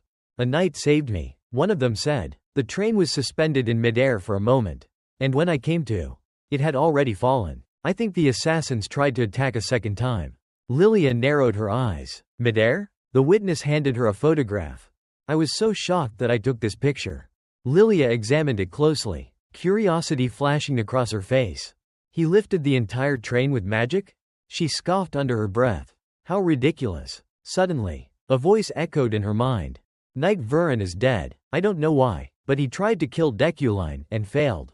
Chief Professor Deculine survived. Lilia tensed. What? Where was this telepathic message coming from? She fell silent, scanning the crowd. Then, someone suddenly pointed behind her and shouted. Someone's coming from the other side. All eyes turned. His disheveled figure came into view. The moment they saw his face, someone recognized him immediately. Professor Deculine. Deculine's mind reeled at the memory of Villan's blade nearing him. Had it not been for that strange, lucky phenomenon at the last moment, he would have been killed by an obscure knight. The powerlessness he felt at that moment still haunted him. If not for the intervention of an unknown figure, he would have died. Deculine furrowed his brows. Who had helped him? Before he could dwell on it further, Lilia's voice cut through his thoughts, pulling him back to the present. Chief Professor Deculine, I see you're safe. She stepped forward with a professional demeanor. I am Lilia Frumian from the Security Bureau. I have a few questions regarding the incident. But Deculine abruptly asked, what time is it? Lilia blinked in surprise but quickly checked. It's 3:30. He glanced at the shattered railway, calculating in his mind. I have 6 hours left. Lilia had been preparing an official interrogation. But before she could continue, Deculine abruptly interrupted. Is this train the only route to Bach? Grinding her teeth in frustration, she responded. No, there's also a land route and a sea route on the other side. She tried to steer the conversation back. Now, let me ask again, please listen until the end. Professor, the knight who was with you. But when she looked up, Deculine was gone. Lilia turned to the train conductor. Wasn't Chief Professor Deculine just here? The conductor and the others merely shrugged, signaling that they had no idea. She sighed and made an excuse for herself. Perhaps he used acceleration magic. Lilia stood stunned for a moment, mentally listing everything Deculine had done. Even after stopping the train from derailing with kinetic magic, fighting off assassins and Villan, he still had the mana to use high-level acceleration magic? Just how much mana does he have? Then, with sudden realization, she muttered a name with interest. So, he's the Deculine you spoke of. Lockhurk? At the conference hall of the Bach Grand Assembly, the atmosphere was buzzing with chatter. Gilthian von Ludwig Iliadi sat upright. It's almost 9:30, he noted, the moment when the stars align. Sylvia, feeling uneasy, glanced at the empty seat. He's still not here. Just then, a deep voice resounded through the hall. Before the assembly begins, I would like to express my deepest gratitude to those who have responded to this summons. Suddenly, an overwhelming wave of powerful purple aura swept across the room. Sylvia gritted her teeth, clutching onto the armrest of her chair to steady herself. What an incredible magical force! It could only belong to one person, Dizidon, the great elder of Bach. He was the closest candidate to becoming an archmage, a living legend, someone who had forsaken worldly affairs long ago. Sylvia's expression turned serious. At the very least, I must reach that level if I want to challenge for the title of archmage. Dizidon continued speaking. After the roll call, we will officially begin the assembly. One by one, he called out names. The attendees quickly responded. Jutian of House Iliadi, present. Athensu of House Brelin, present. Bellin of House Velrad, yes. I'm here. Ihelm of House Green, present. The roll call continued swiftly.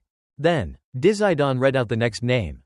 Deculine of House Eucline. Silence. No one responded. Dizidon frowned slightly and repeated. Eucline hasn't arrived? The great elder's patience was thin. If he does not arrive before I call his name 3 times, I will consider him as having failed to respond to the summons and remove him from the 12 mages. Immediately, murmurs erupted throughout the room. Expelling Eucline? This is a big deal. After all, the last time someone had been summoned to this assembly was 200 years ago. Some people openly mocked him. A grand event, really? Hasn't this outcome been predicted long ago? Deculine, the so-called head of House Eucline. His abilities are nothing compared to his ancestors. The person next to him chimed in. That's right, there have been plenty of stories about how his talent is insignificant. Laughter erupted among them. Sylvia listened to their conversation, feeling a pang of sympathy. How has Deculine lived until now? Does no one worry about him? How pitiful. She lowered her head, furrowing her brows. This makes me uncomfortable.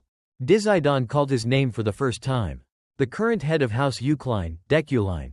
He called it again. The current head of Deculine. By now, the people in the hall had covered their mouths, hiding their chuckles. Sylvia clenched her fists as she helplessly listened. Then, Dizidon spoke his name a 3rd time. The former head of house. Suddenly, the doors creaked open. Sylvia turned in surprise. He stepped in, unhurried. Her eyes trembled at the sight of his strong, confident figure. Deculine? He casually waved a hand and calmly adjusted his hair. Then, to everyone's astonishment, he spoke. Deculine von Gohan Io Klein, present. The entire hall fell silent. All eyes locked onto him. His face was cold, expression unwavering. The current head of House Eucline has arrived.